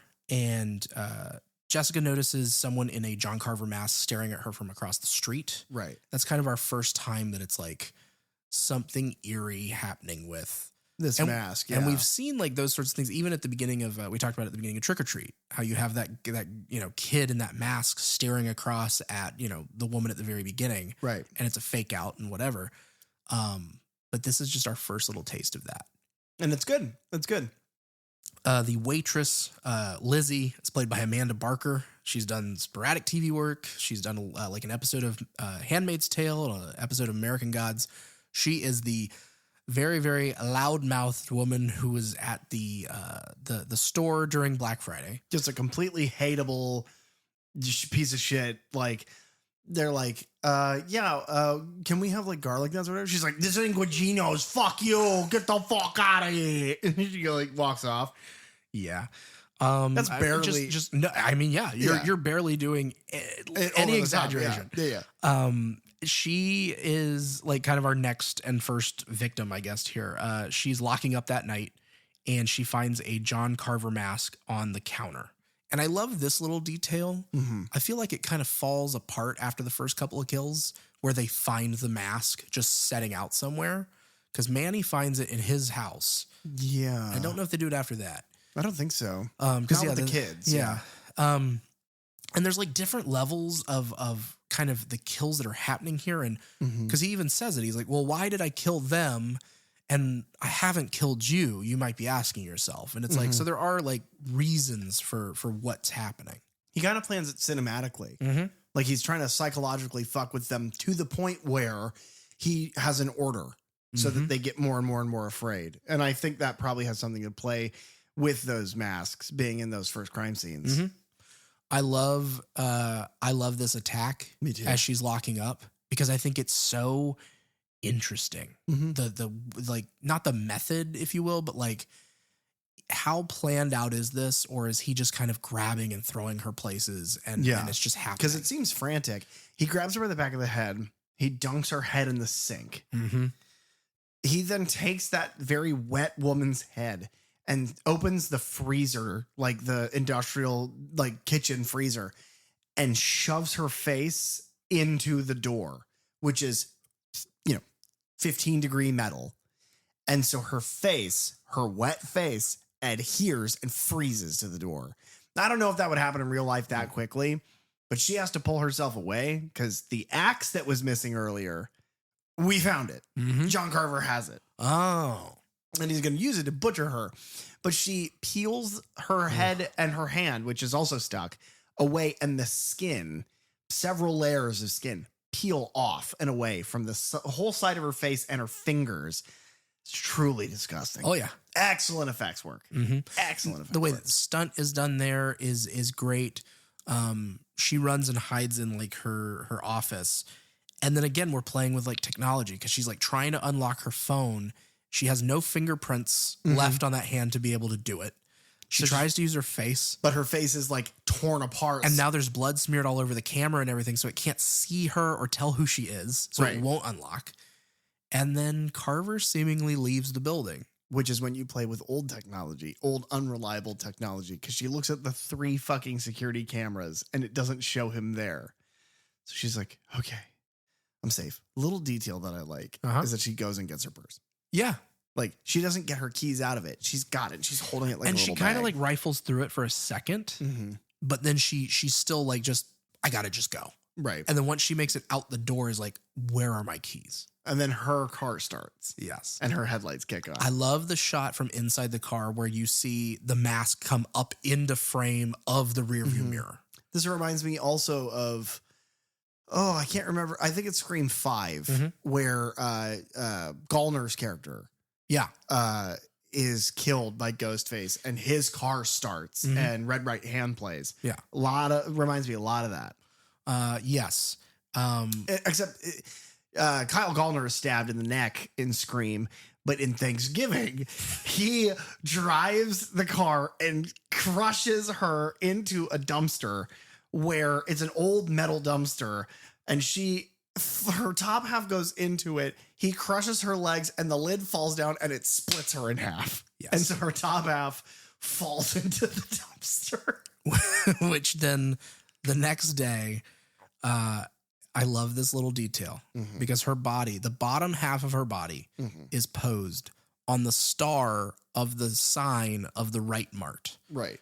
But as we're pushing in on that, and the sheriff shows up and he's just like, cover that body. That's so good.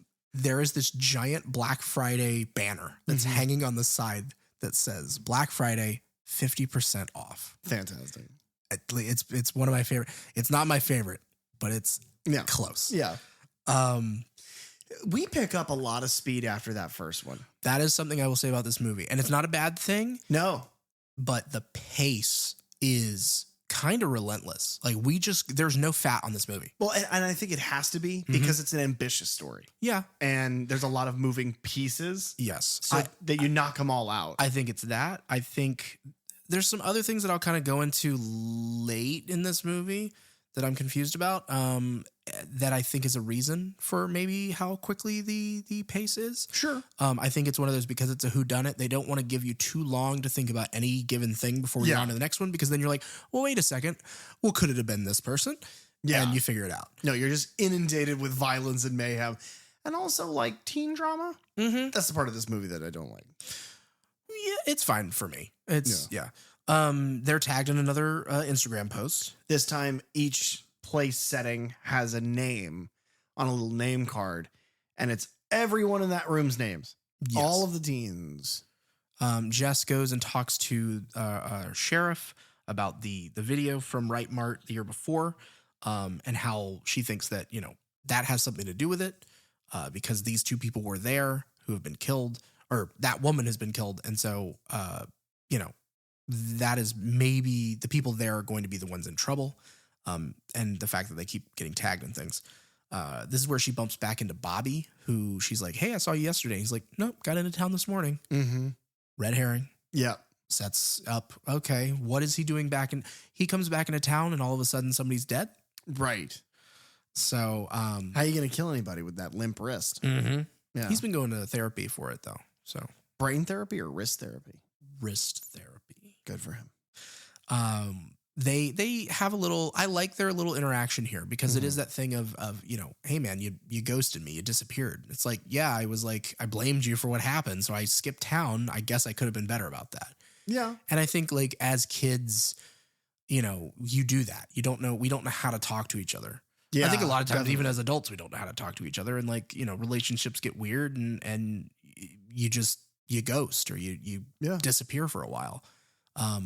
And so they kind of have this moment to catch up, and he's just like, I'm still your friend. Like, I still care about you. Like, I'm sorry that happened, but like, I'm here now. And so, I don't know. I like their interaction there. I do too. It inspires her to, I think, him coming back and the weirdness of what happened at Right Mart in the beginning of the movie. I think it inspires her to do better, to do things that she's been too afraid to do.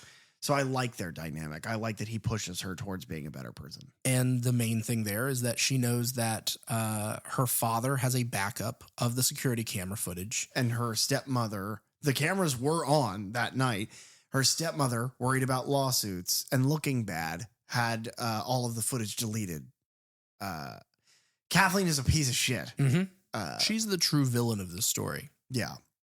Honestly, like that's how I feel. I agree. And so there is a backup that is still around for the last year, but they've got to get to it soon before it deletes off her dad's hard drive. Manny is our next victim. He is the other security guy. He's the security guy who ran away. Good for him. Manny is played by Tim Dillon, who's a stand-up comic who apparently played an Arkham guard in Joker, Folie à Deux. I couldn't tell you. I didn't see it. Said everyone. You didn't see that? I'm honestly surprised by that. I know. You go and see all the comic book trash. I go and see everything, but not that one. But yeah, he's Folie à don't. Sorry, it's so easy. It's great. Manny is doing he has the right idea. Yeah. He's leaving town. Yeah. And so he's packing his bags and he is having a mini conversation with his cat. Apparently this cat was like an incredible actor on set. Oh, good. And had previously worked in the Pet Sematary remake. Oh, okay. So he sets his passport down and then he takes a phone call from his driver. And when he turns his back and looks back again, his passport is now missing. So he goes looking for it, and we get some slasher trope, bait and switch, sort of like, oh, is somebody in the closet? Oh, nobody's behind the door. Okay. And then he turns back around, and that mask is just sitting on the couch where it wasn't moments ago. Right. Where the passport was. Yes. It's brilliant. Yeah.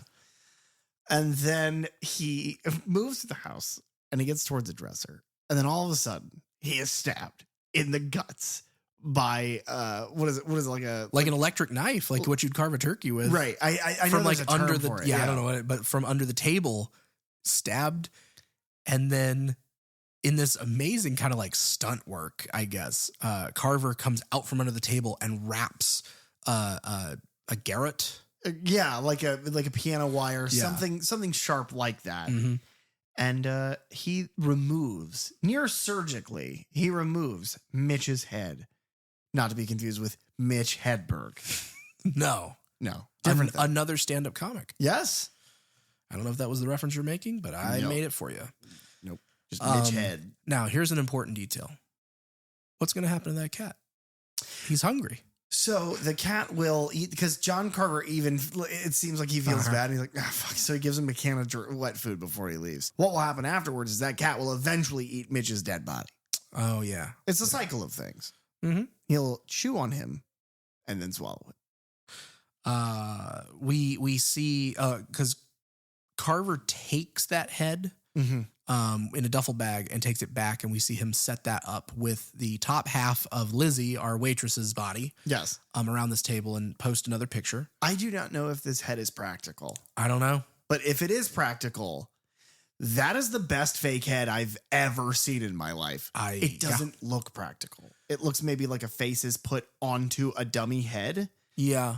But I really hope it is practical. In the shot, like where he takes the Instagram post, and so he's already set it down on the table. It looks as if they built a breakaway table and the actor is sitting underneath, like with his actual head. Yeah, but possibly. you see him, but even in the shot where he sets it down, like he takes it out of the bag and sets it up on the table, it's like It's the best fake looking head I've ever seen. It's really good. Yeah. Maybe they did to his body what they did to Lieutenant Dan's legs. Yeah. I'm sure that's how they did it. Hey, it's a movie magic. Ryan is because he and Bobby, whenever Bobby and Jessica were talking outside the sheriff's office, Ryan shows up. And so there's this little moment between them of, oh man, this guy's coming up behind you. I'll take care of him. It's like, oh, what's up, babe?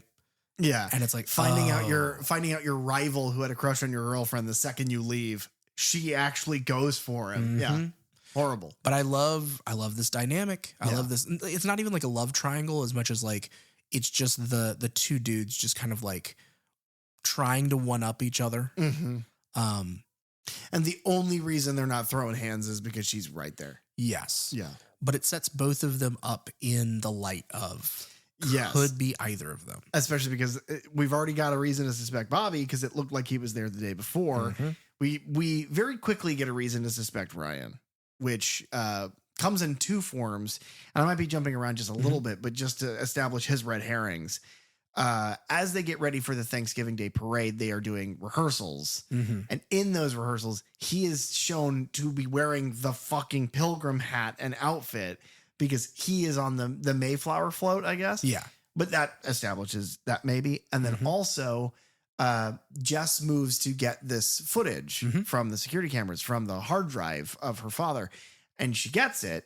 And this is what I meant, by the way, this little scene where she gets all this data is the scene where I really like the father, Thomas. I like his performance because he's like, hey, listen, after your mom died, I didn't know what the fuck to do. I was completely lost. And I'm sorry if I made choices that have affected you. And it's like he actually has like a coming to the water moment where he tries to make things better. And she's like, well, thanks, Dad. I love you. And then just goes, but I am turning this shit in. And in that footage that she gives to the Sheriff Eric, who again is a murderer and he's killing all these people, she gives him a list of more people to maim and kill. Yes. Because she gives him all the footage. And in that footage, Ryan, her now boyfriend, is seen on the side of the store talking to the glasses mix security guy who gets crushed under the door in the beginning. Yes. So now it's like, well, what the fuck was he doing? Right. So yeah, it points the finger at him. It points the finger at there's a kid who I think was the other person with Lizzie who smashed Amanda's head with the carts. Okay. Who is then in the parade, he plays the turkey every year is the way that they may have given a name. I don't know. Yeah. And then Lonnie, who is the guy who like started the riot. Mm-hmm. So it points these fingers. He's like a high school dick. Yes. Yeah. Which is kind of where we head next. Because we get my favorite line in the entire film. See, right before this favorite line, my favorite line comes. Oh. And it's that Lonnie guy walks up the steps to the Myers house and Dr. Loomis goes, Lonnie, get your ass away from there. And it's funny as hell. It is. It makes me laugh. Thanksgiving. It's funny. Those things are funny. My favorite line in this entire movie. Yes. It genuinely makes me laugh every time I hear it. We go to the school because after they turn in all this evidence, Sheriff is just like, you need to get back to school, but be careful out there. Right. We cut to this kid in a classroom and he's reading his report for Thanksgiving, before break, before the holidays. Right. And he ends it with, and that's why I won't be celebrating Thanksgiving this year or any year.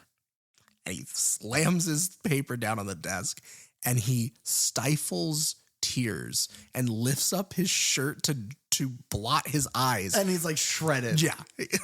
And all the girls around him are just like fawning over him. Like, oh, you poor thing. You're such a wonderful soul. It's the funniest thing. Because the main thing really established with this school scene at first is they all sit around and they theorize who the killer might be. Right.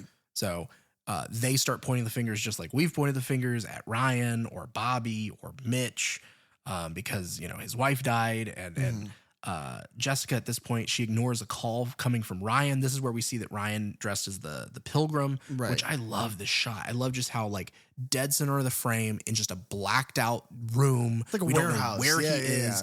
And then the way he like hangs up the phone and then like slides his finger around the brim of that hat and then goes out behind the curtain. It's just like, does this look good? Okay. And then it's like, okay, no, he's not doing something weird. He's just dressing for he's doing a dress rehearsal for the parade. But is that all? Because you don't typically see people getting ready for the Macy's Day Parade in a sinister blacked out warehouse. Yeah, that's true. Unless it's a Snoopy float. Because Snoopy has killed many men. He and Bobby have another little moment where they square off. But this time she's not around. And this time it is like they almost kick the shit out of each other. Lonnie, back to our other favorite character. Yes. Played by Micah Amundsen. He was in the war drama from 2019, Midway. And then he is in, those death whistles? The Aztec death whistle? Yeah. There is a horror movie that its date is 2025. It's just called Whistle.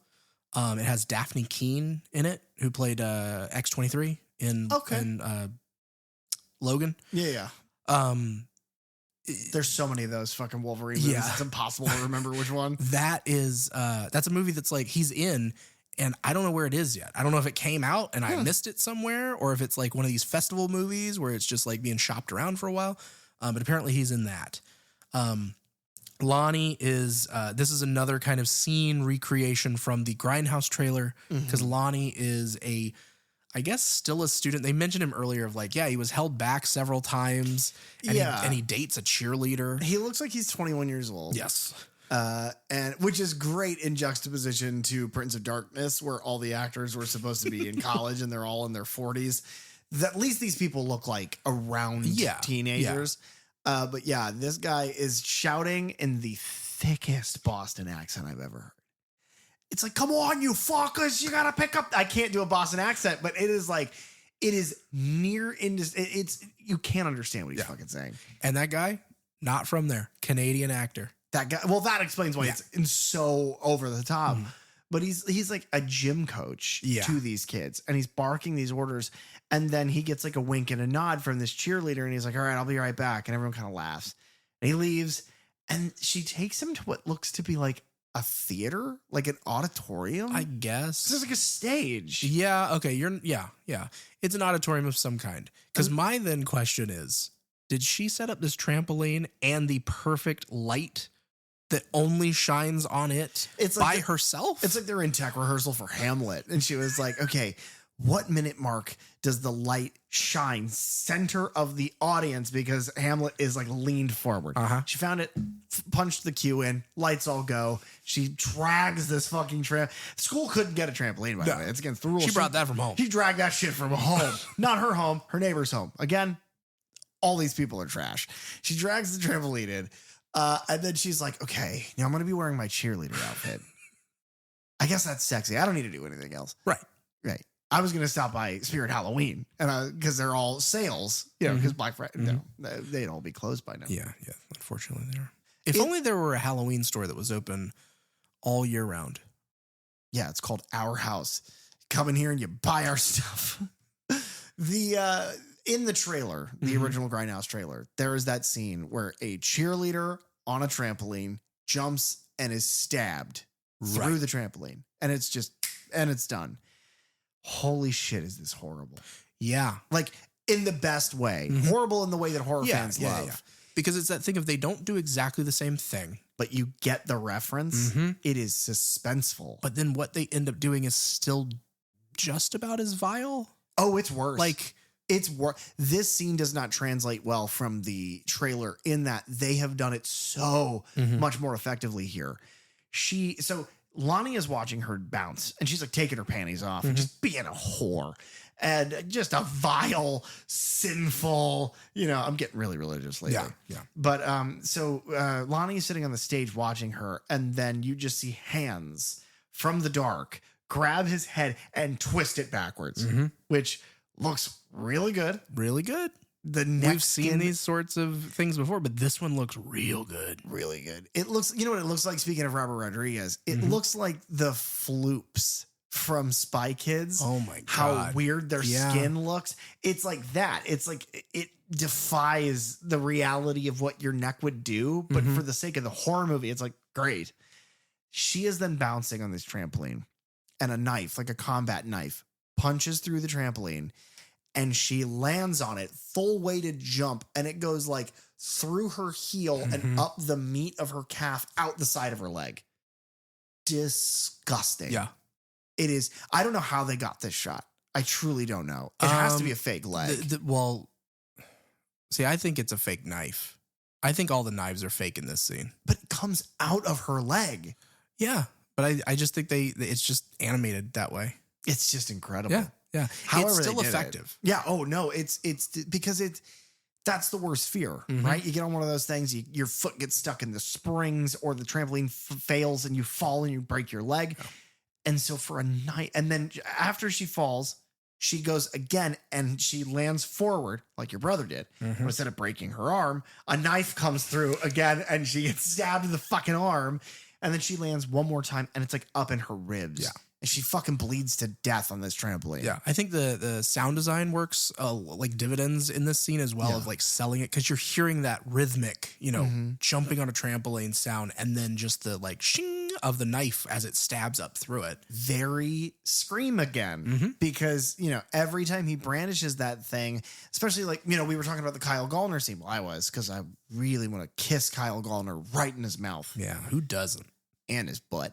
But when Ghostface pulls that knife out to get him, it is that like shing noise that really high, like sort of lingers.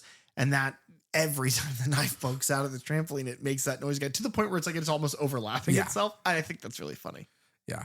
Well, due to these murders that have happened on school property, the football game is canceled. Because our characters go to those characters that just got killed in the theater, auditorium, gym, whatever the fuck. That is the rival school to our main cast. And so their football game has been canceled. Yes. And this is where we are then, I think for the second time, actually, I think we meet him a little bit earlier. We meet McCarty, because he is firing a gun that he exclaims the name of as he fires it. This is my moment where you were like the kid who's like, that's why I'll never celebrate. This makes me laugh so fucking hard. I don't know why. It's so stupid, but it made me laugh. You hear this big boom and everyone whips their head, because there are people who have been murdered seconds ago. You hear this big boom and everyone is on the edge and they whip their heads around. And it is this guy, McCarty, who is wearing like a backwards hat and a denim vest with a bunch of patches on it. He's wearing a tricorn hat. At that point, yeah. And he's got his leg up on the wheel well of this truck. So he's in Captain Morgan pose with a smoking like flintlock blunderbuss. And he just goes, blunderbuss. And it's so fucking funny. And fucking the sheriff's like, McCarty, what the fuck? And he's like, it was for the school. It was to celebrate their win. It's just black powder. It's fine. And it's just like, you're ridiculous, dude. I love this character so much. And the whole thing there is like McCarty works for his dad, who runs a gun store. But he seems to sell drugs and guns on the side. And also we find later owns like a trap house that he has parties at. Yes. This is where we're given a little bit of, foreshadowing into how Jess does something later, because she's like, I hate black powder. I don't even like to smell it. My dad made me learn how to load and fire one of those things for one of his commercial years ago. Right. And I can't stand it, but it has a payoff later. Somewhere in here, we find out, by the way, that the reason they call him Scuba, her friend, right, is because, and I think this is a good joke, is that his last name is Diver and his first name is Claude, and nobody wants to call him Claude, so they call him Scuba Diver. Yeah, I think that's funny. I like Scuba. He's a great character. Like, he's got some good little moments. He ends up being a really good sidekick. Yeah, I really like him. So they are Jess is like waiting. Evan and Gabby go in to get changed because they're, the football game's not happening. They're going to have sex with each other. Yes. Most likely. More than likely. And so after they get changed and they're heading back, Carver pops out and seems to drug them in some way because he abducts them. And then he uses Gabby's phone. Again, we're playing with technology to get Jessica to come to them. And so then she's making her way through these like empty hallways of this school. Yeah, you get all these shots of like different hallways, but everything is just deserted, except you get the little flash of the cops. Yeah. The illusion of safety, which in a dark way points toward the illusion of safety that is in the American schools across this country. Yeah, I thought that too. It's I don't. The there's violence something in there. empty hallways is surrounded by sirens. Yeah, no, I definitely found that, especially because one of the characters, Scuba, talks to McCarty about being a piece of shit because like, why? How the fuck dare you sell guns to kids? And he's like, I don't. You are hearing a rumor, essentially. But yeah, and you pointed this out to me because I missed this. Jess is walking down the hallway and we're looking at her face. We're tracking backwards in front of her. And right before the perspective switches to over her shoulder as she grabs the phone, you see John Carver step out in the background. Yes. It's this wonderful little bit of editing because she's like texting Gabby's phone because they won't answer as she calls. And she, hears the tone and turns. And as she heads back, and then just for the briefest of moments, you see him. There's a couple times like that where he just kind of is in the background or you get a quick flash of him. And I think those moments are really well done. Because not everybody's going to pick them up on a first watch, maybe. Yeah, no, but that's what lends to the rewatchability of this movie is just seeing him hidden in the corners is great. And then she like catches his reflection because she finds Gabby's phone is like in this like rolling trash can. And so she picks it up, and then as it turns off, she sees the reflection of that mask in the phone. And I mean, quick on her feet, like drops down. He, dodges out of the way with the axe there, and then he chases her into like a cosmetology section of the school. It's an interesting little bit to play with. He trashes the room. He's clearly upset, but she hides amongst wigs, like wig heads. Yeah, which is interesting. And then eventually, she is then discovered by him. But she sprays him with hairspray and gets away. And she's talking with the sheriff afterwards. And he gives this line of like, he's really like kind of grilling her on like, but did you notice anything? Any sort of details that would give this person away? She describes the mask and she describes the hat. And it's just like, okay. And he's like, okay, well, just, if there's anything, because small mistakes, that's how they get caught. Right. And I love this scene, especially on a rewatch, because it is that thing of, it establishes two things for him as a character. He is making sure that one, she doesn't have anything that could identify him as the killer. Right. But then also it is ultimately his undoing. Yeah. Because he gives her that idea of like, you got to pay attention to the small details. It's the Riddler complex. It's the narcissism of I'm untouchable. So I gave it away. And I think it's brilliant. We get a bunch of like, Bobby shows up and Ryan shows up conveniently right after the killer disappears. So it's still playing with that. Yulia's dad stops by, grabs her, and is like, we are going to Florida. Yeah, he's very Russian. So it is. The line delivery is so funny. He's like, Yulia, come. And she's like, what's going on? And he's like, we go to Florida. And then he gets in the car and everyone's like, bye. And they're like, they look to Scuba because Scuba, that's his girlfriend, Yulia. And they're like, what the fuck is that? What is it? What's happening? And he's like, I don't know. That's the most that guy's ever talked to me. It's just funny. I like these characters, not Evan. Evan's a piece of shit. Right. But everybody else kind of has their little moment. Yeah. This is where we go to the McCarty party. Jessica and Scuba go there to get guns from McCarty. The kid who was handing out the flyers is working the door. It's like he's like a lackey. Yeah. Because McCarty clearly went to that school because that's how they know them and he knows them, but he's graduated. Yeah. Or dropped out. Probably dropped out. But he runs the like McCarty's sitting out front on like a rocking chair and he kicks these kids out because they don't know who Black Sabbath is. Right. And he's get out. Go. Or get out right now. And they're like, oh, okay. And they leave. But then the friends walk up and he's like, all right, you guys are VIPs, follow me. And he takes them through the house. And the funniest line that he has, because it's all these different rooms of like little maquettes of people just kind of milling about doing whatever. But one of them is this room and there's people playing video games. And then there's just like, it looks like a Wes Anderson shot where it's just 2 kids in the front, then 2 behind them and 2 behind them. And he's like, watch out for this kid. This kid's been here for 3 days. He drank too much white Zinfandel, which is like, what? And what does that mean? It's like there's just like blacklight posters and like there's just a TV that just has static on it. Yeah. And they're all just staring off into space. It reminds me so much of like, there's like a trap house scene in Daredevil, the TV show. It looks like an insane house. Yeah.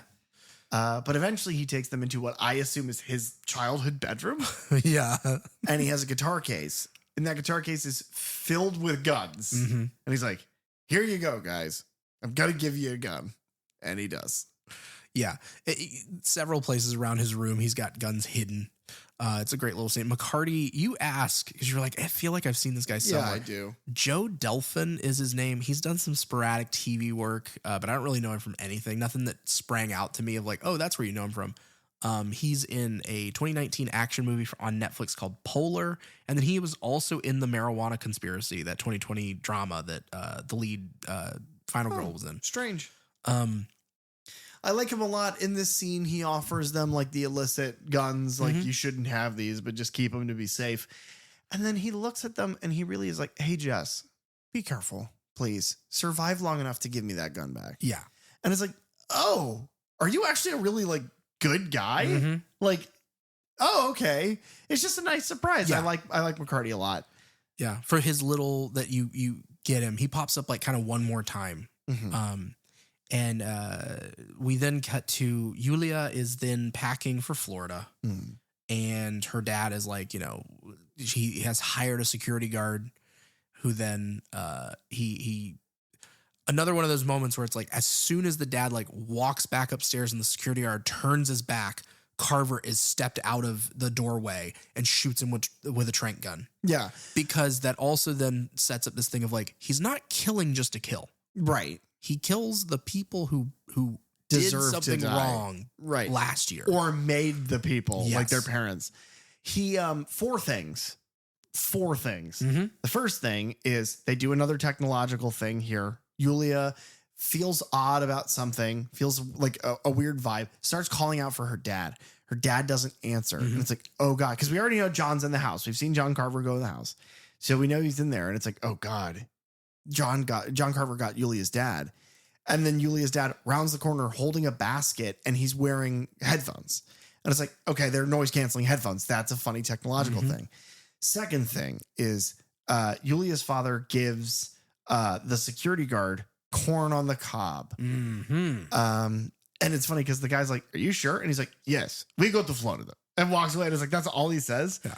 I feel like it was like a container like with a full like Thanksgiving spread that they were gonna have. Probably. And he's just like, really? Okay. I'm gonna eat this motherfucking corn cob. And that's the third thing it establishes is that there are corn holders. Like, you know, if you don't know what I'm talking about, look up corn holder pins, I guess. Yeah. But yeah, those little things that you stick in the ends of a corn cob to hold as handles.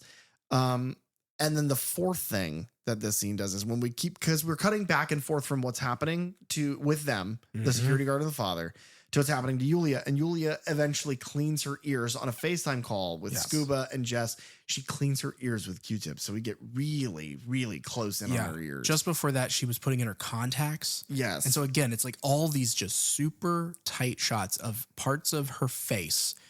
And it's all these little things where you're like, you know, there things with teeth, things with nails, things with eyes, those bother me. Oh, in a big time. movie. Big time. And that and slitting a wrist. Yeah. You can't deal with the slitting of the wrists. And so it's like, it's dealing with that. It's not showing us anything scary, but it's still kind of like, gets under your skin because you're like, oh, any moment something bad is going to happen. Yeah.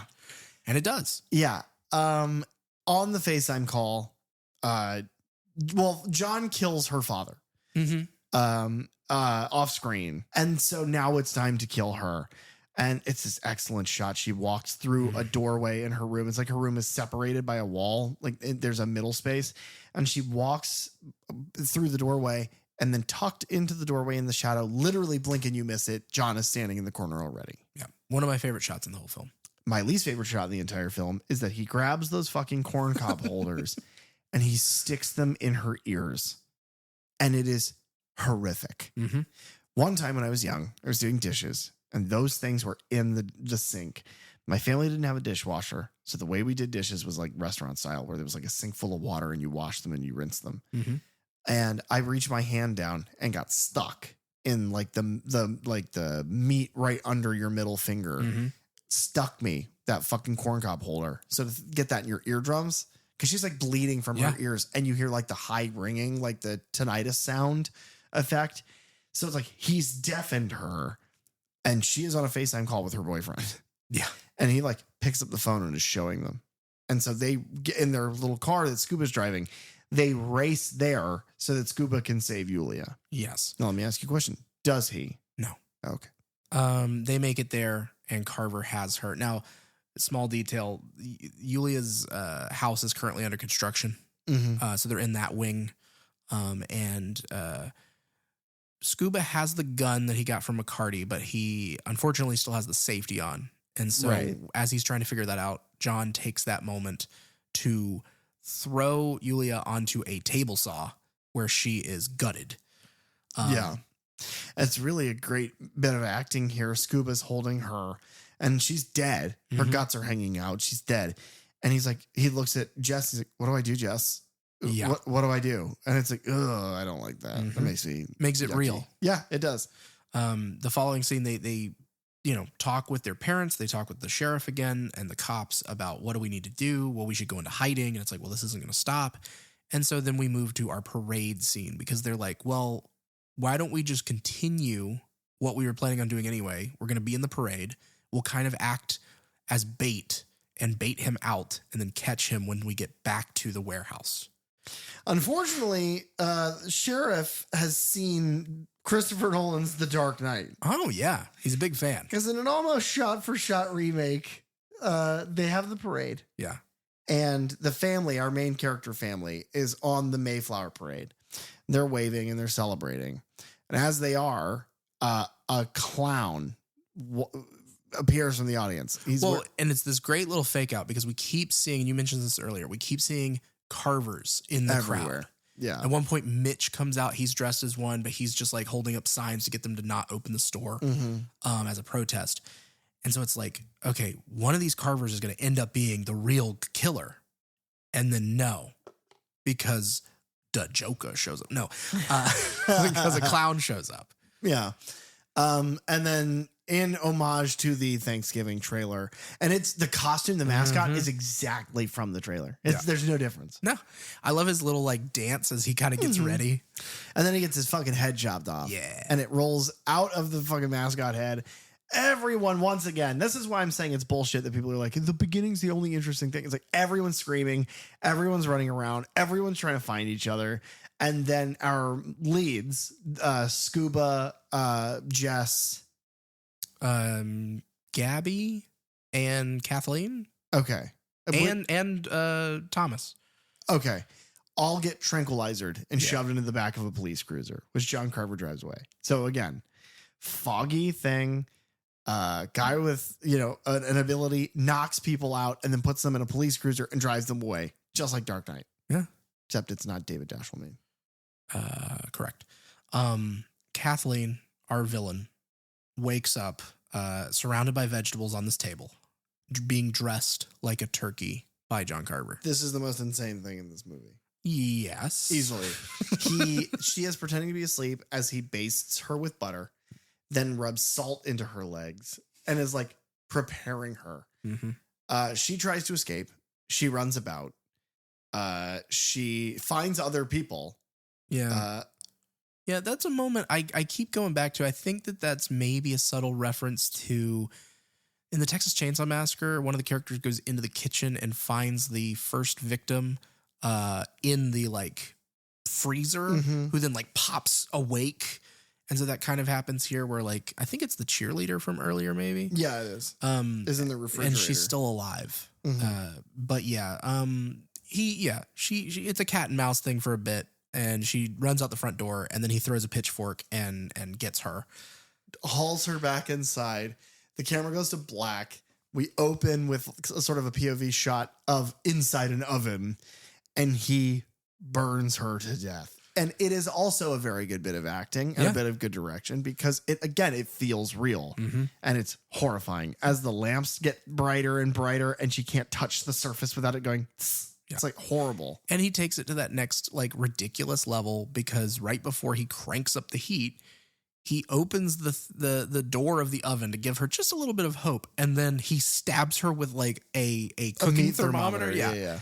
And fucking hilarious. Which then brings us to close to our finale, I guess. The cops find, because he's been live streaming and he's been sending the Instagram posts and things like that. But they say, oh, well, he keeps turning the phone off and then sending them from a different location. So we can't pinpoint where he is. But they finally are like, okay, we know he's over here now in this part of town. And so all the cops go to one area and they find, because he's doing a live stream of everybody sitting around the table. And whenever the cops get there, the live stream is done from a phone looking at a monitor. Right. And so they're in a completely different location than where this thing is taking place. Which then leads us to Jess waking up tied to the table that is now set with all of the people that we've been talking about this whole, her dad, Scuba, Evan, Gabby, and Carver is there. He reveals that Kathleen has been cooked. He has the line, "Is that any way to thank Kathleen? She's been cooking all day." Right. Again, I love the writing in this movie. He uses a corkscrew in the like neck of the cheerleader, and then puts her blood in a wine glass. Reminds me a lot of Evil Dead. Like that kind of like that's something that movie series would do. Yeah. Like cooking utensils used as violent weapons. Right. And then he basically says like, I'm going to go around the table and you're going to have to tell me what you're thankful for. We're going to do this one after another. And thankfully, I'm sure your favorite part of the film, he starts with Evan. He does. Oh, I love this bit so much. I don't remember what he asks him. Basically, he starts with him because he is the reason that the video of the entire incident went viral. And so he's just asking like, what are you thankful for? Yeah. As he preps this giant meat tenderizer hammer. Yeah. Evan gives him shitty douchebag answers. So he smashes his head into the table. Bits of his head go everywhere. Such a good prop. Yeah. But so he's dead. So score 1 for the W's. Just before the parade, McCarty had one little moment where he pops in and he gives Jess this, what did he call it? Like his grandfather's like World War II ring. And he always used it to, keep himself safe or something. And so she realizes in this moment that she flicks it and a blade comes out of it. Right. And so she cuts her ropes and hands it over, and Scuba cuts his ropes. And while Carver is then cutting a piece of Kathleen's leg and serving it to her husband, Thomas, who has already vomited at the sight of his wife cooked and prepared as a turkey on the table. And then we have the Carver, the electric saw, because at one point he's like, hey, come on, look at how good this is. And he saws like a strip off of her thigh and the meat, like her muscles are like that cooked white color, like chicken. And it's, oh my God, it's disgusting. People, the other white meat. Now, let me ask you a question that was prompted by another man named Derek, who used to be my boss. And now he's in hiding for reasons. Here's a question that he used to ask us, and this was at our job. If you could take a bite of a human being and know for certain that you would get into no legal trouble, that person was like a bad person, so you're morally in the clear, you're in the clear in every way, would you eat the bite of person just to see what it was like? No. Oh, see, I would. I would eat people even if it would get me in trouble. I eat people and I am going to prison. Thanksgiving. Scuba takes this moment to rush Carver, who then grabs an axe. And I like this like kind of chase scene through this house. We realize that we are in the Carver house, and but it's like Carver bursts through this wall, and the way that he's swinging like the axe so wildly, and it's not as bumbling as Ghostface, but it's still human. Yeah, for sure. I also like that he's not a very tall person. Yeah. Yeah. He chases, he like gets Scuba in the arm at one point, and then he chases Jess out of the house, and she gets hung up on the fence for a moment, but gets away. And then this is where I start having a couple questions, because our next scene is Jess finds the sheriff unresponsive on the ground outside of this warehouse where she sees Carver go inside. Right. And so she's like, okay. And so she grabs his gun and goes inside the warehouse. But it's unclear as to how much time has passed between these two scenes. Because after we know that the sheriff is actually Carver. Right. If he was the one that was just chasing Jess at the Carver house, how did he then get out here where she finds him having, if his story is true, Bobby knocked him out. Right. It doesn't make any sense for the timing of anything, which then begs the question. I'm not the only one to pose this. Are there more than one killer present in this film? I just don't know who else it would be. That's the question. Like, now, I don't think it would be Mitch. What I think it is that, and this is what I was kind of hinting at earlier with the editing and the pacing, is I think that in the original version of this, kind of in a Scream 3 type of way, they initially wanted there to be two killers, and then at some point went, no, let's just stick with the sheriff, and they trimmed a bunch of stuff out. Yeah. And this is what we're now left with. Now, I don't know if any of that's true. Yeah. I mean, it makes sense.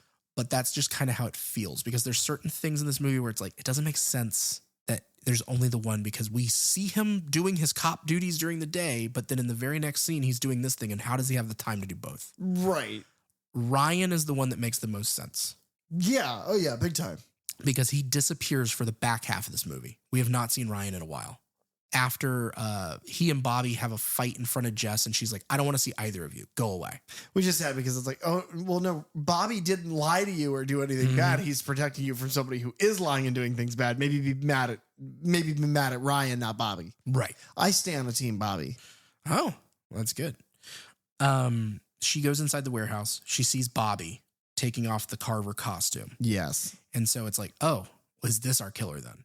But the sheriff shows up, sends her outside. She hears a gunshot. He comes back out and he's like, I think I got him, but he got away. Right. And then we're kind of like slowing down for our finale, because, you know, we've seemed to have figured out who our killer is. Yeah. The sheriff has to turn in his gun because it's been, you know, used at this point. And they have found Bobby's cell phone still logged into the John Carver account on Instagram. So we're seemingly wrapping this up with a bow. Sheriff talks. Is it a bow or is it a meat thermometer? It's that. Yeah. Sheriff talks with Jessica again, and he's like, you know, I couldn't have done this without you. And he pays that off in just a moment and kind of explains why. But she notices on him, because they to escape, she has like brambles on her pants. They run through like a bramble or like a sand spur patch on their way out, and his boots, which, by the way, we discover the killer in this movie because it was goddamn boots. Hashtag Dylan was right. But the point is that he's got brambles on his boots, and that as she looks at them, his line of dialogue plays as though a thought in her head. It's always the little details that get them caught. And I love that. Mm-hmm. So that's the question then. Do you prefer this reveal where the character figures it out? Or do you like the Scream Ghostface reveal where they don't figure it out? And the kid, like Richie in Scream 5, do you like the twist of who it is? Or do you like the revelation? Because I like this. Yeah. Nothing against Scream, but I love this. I love how, because he's not a serial killer. He's not a murderer. He is a cop who is angry. And then you get the twist as to why. And I love it. Because they keep it from you. There's no way you would know. Right. You are missing the piece of information that leads to knowing why the killer is a killer. And it's fucked up. Yeah. I love his line here because it's like he clocks that she has figured it out. Yes. And as he's like leaving the office. And his pause, and he's just like, if only you had been stuck on that fence a second longer. Yeah. And this is why it's like it's still like I'm still questioning the whole two killer thing, because it's like, okay, but then if you knew about the fence, then that means you had to be present at that. But I still don't understand how I don't know. I'm stuck on that a little bit. I think that this is one of those, because I think Kevin Williamson, when he writes, I think he writes with that in mind. Right. How they get from place to place, whatever. I don't think that's that movie. Even if it was physically impossible for Eric to go from one place to the other, I don't think Eli or any of the writers, I don't think they care.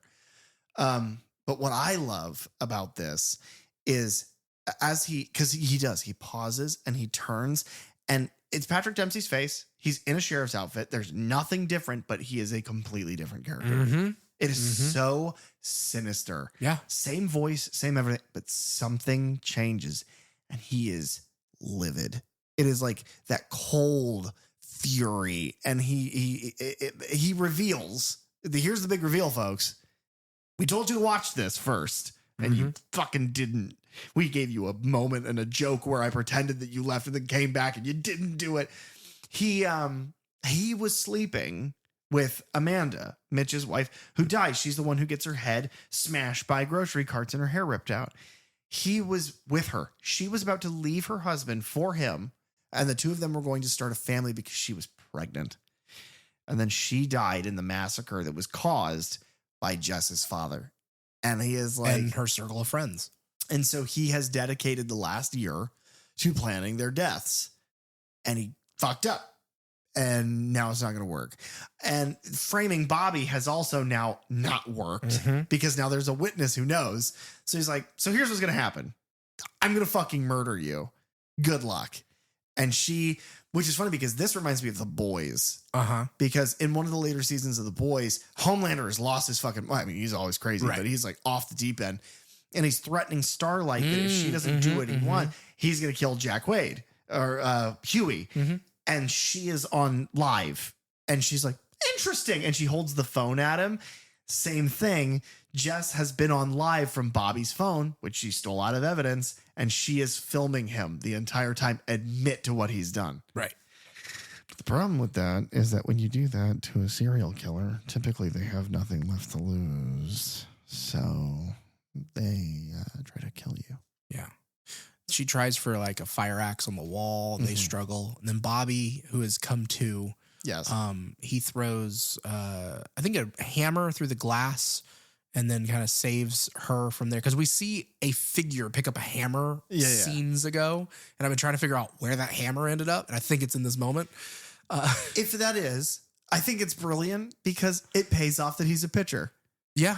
That's how he was able to save her. He throws something accurately from a distance. The stupidest fucking detail pays off. I think this is a brilliant script. Which then because they run out of the room, they go down into the warehouse, they're hiding behind like the costumes and the stuff for the parade. Yeah. Sheriff now wakes back up and he comes down, and this is where like the accent is like at a 10 for him. Like, it is full on. Oh my God, he's so. It's like whatever they use to like drain the glaze out of Dunkin' Donuts. That's what Boston's known for. Oh yeah. Yeah. And he's got the axe and he's hacking through these costumes and different things in the warehouse. And he uses the line, this year there will be no leftovers, which is a line from the original Grindhouse trailer. Now, what I don't like here is that he explains the line that he said earlier that I loved. Right. Remember when I said your stepmother would make a great dinner? And it's like, no, guys, this is your one stumble for me. It's okay. And I've been thinking about that for the last couple of days.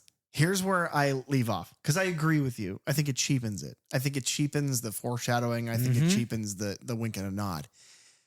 But only really to us, man. Because the thing is, most people they gonna watch this one time. Okay, yeah. And then they're done. So they don't want you to have missed that he was planning it the whole time. Okay. But for us, if he just didn't mention it, it's like, he said it. Look there, where it's the Leo meme. Yeah. That's why I was snapping. He's like that, you know? Yeah. Okay.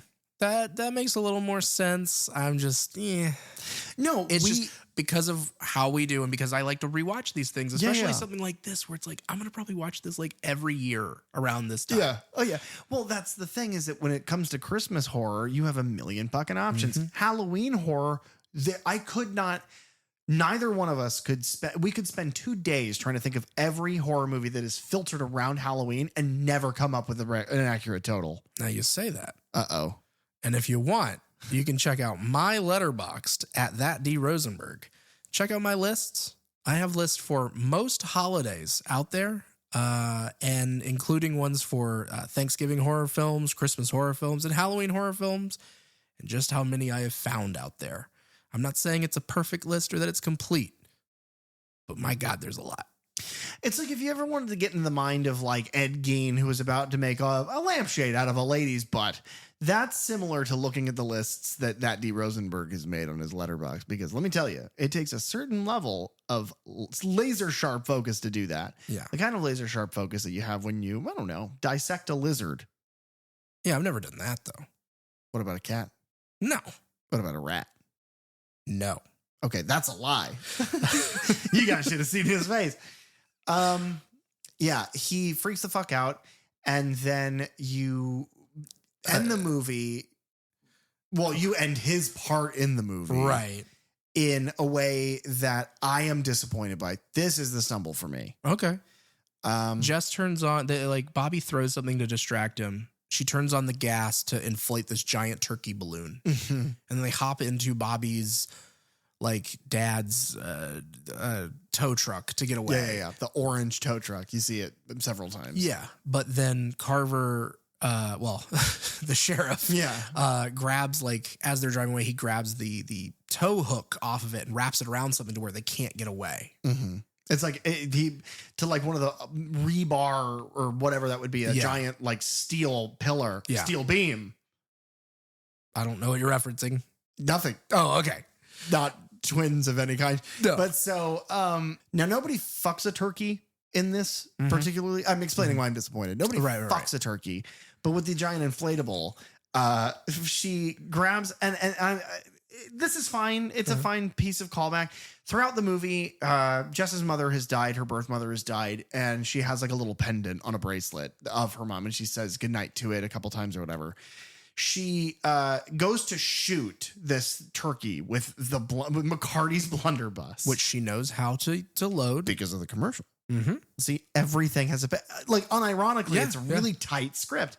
But she takes the blunderbuss and all the pellets spill. And she's like, fuck. So she takes the bracelet off, shoves it in the blunderbuss. Now, really quick, everybody. That's not how that works.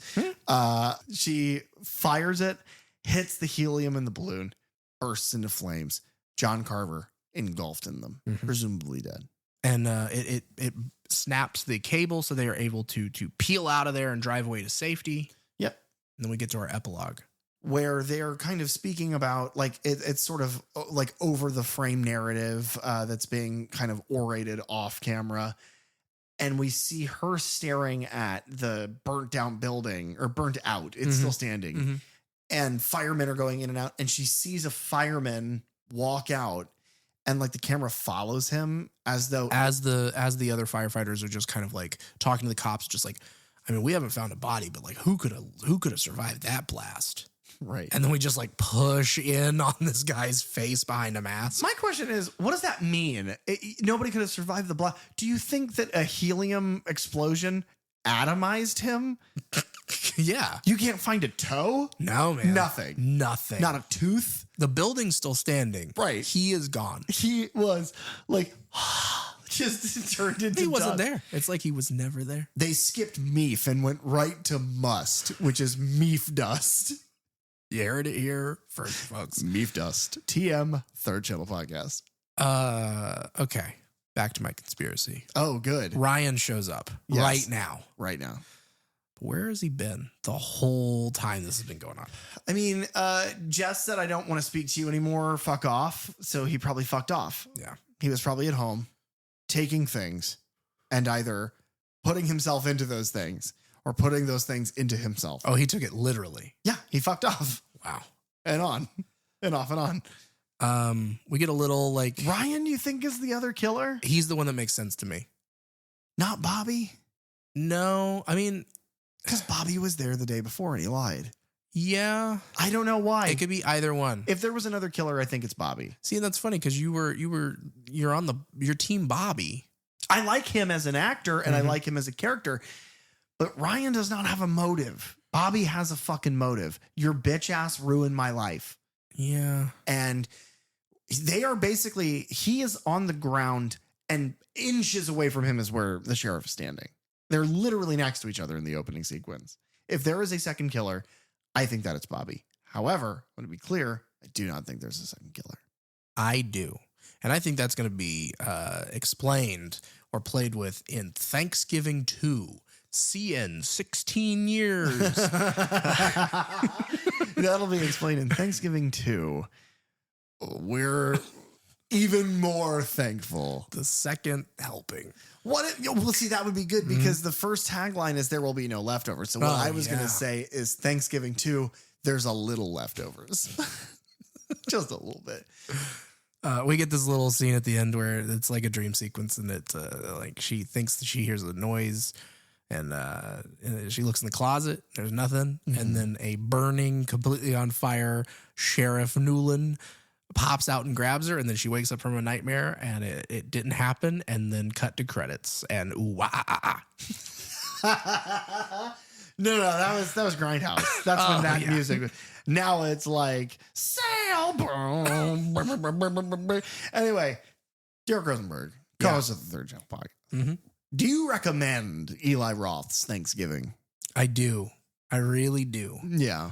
I like this movie a lot. Mm-hmm. I think it's a good slasher. Yes, I think it does the things that it needs to in creating a new slasher villain that you could do more things with. They are working on a sequel. It was greenlit almost immediately afterwards. That's been 2 years. So we got 14 more before I plan to see a new one. Good. But it creates the things that you need, which is an interesting iconography. Yes. It creates Like a good silhouette. Yes. There's good lore behind it because you're building on not only what's happening in this story currently, but you're basing that character off of this thing, an icon within this town. That's my favorite part of the killer. He has now perverted the town's flagship. It's like in Tampa. If anybody listens to our show that isn't from Tampa or has never been here, in Tampa, we have Ybor City, which is a small little party town. It's like our like Bourbon Street, New Orleans. Right.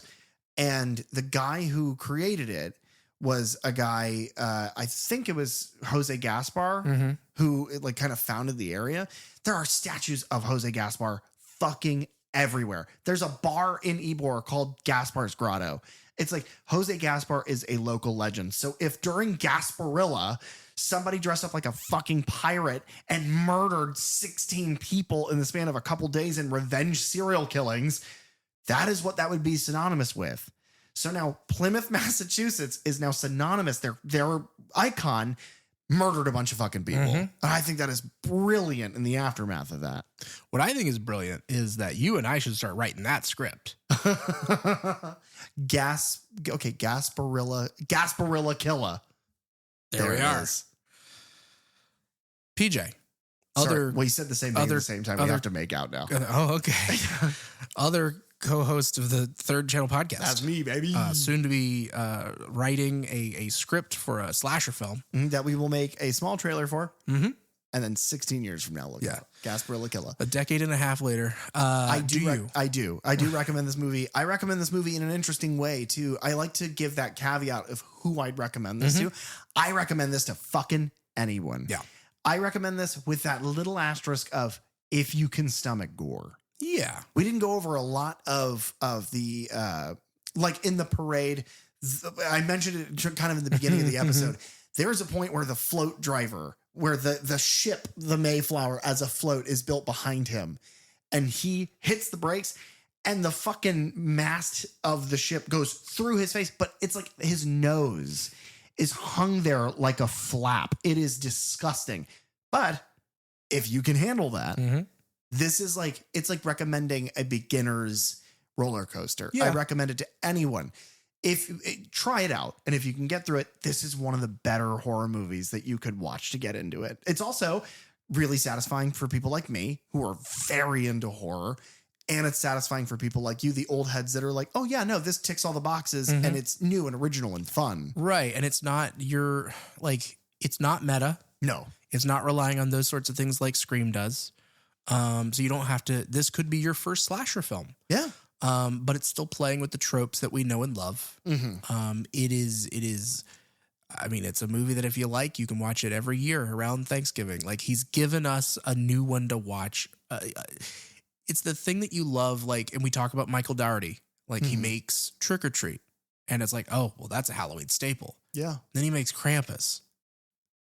That's a Christmas staple, like pretty much from here on out, man. Oh yeah, brother. You did it. You came out swinging twice, and you have movies that people are going to watch every single year. I think I've watched Krampus every year since it came out, and now we've now seen this the 2 years that it's been available. So yeah, I definitely recommend it. Ironically, I am thankful for it. I am thankful that this movie is around. The other thing I'm thankful for, and I think I've mentioned this in the episode already, but the thing that I'm really thankful for is that hilarious moment where that guy has sex with a turkey. Yeah, you've mentioned it once or twice. I'm going to mention it again. Now, if you'll excuse me, I have to go have sex with a turkey. From director Eli Roth. Thanksgiving. You'll come home for the holidays in a body bag. Thanks for tuning into the Third Channel podcast. Please, if you have the time, rate, review, and subscribe on Apple Podcasts, Spotify, or any of your favorite podcast apps. You can follow us on social media at Third Channel Podcast, and you can find me online at thatdrosenberg. You can also reach out to us at thirdchannelpodcast@gmail.com, where we check every message we swear. Third Channel is hosted by PJ Minette and Derek Rosenberg. Theme song and audio engineering by Fly Guy Ty. The logo designed by Belle DeVelle Co. Episode artwork by Nathan Walkington. Keep it tuned right here to the Third Channel for all things horror. And remember, don't touch that dial.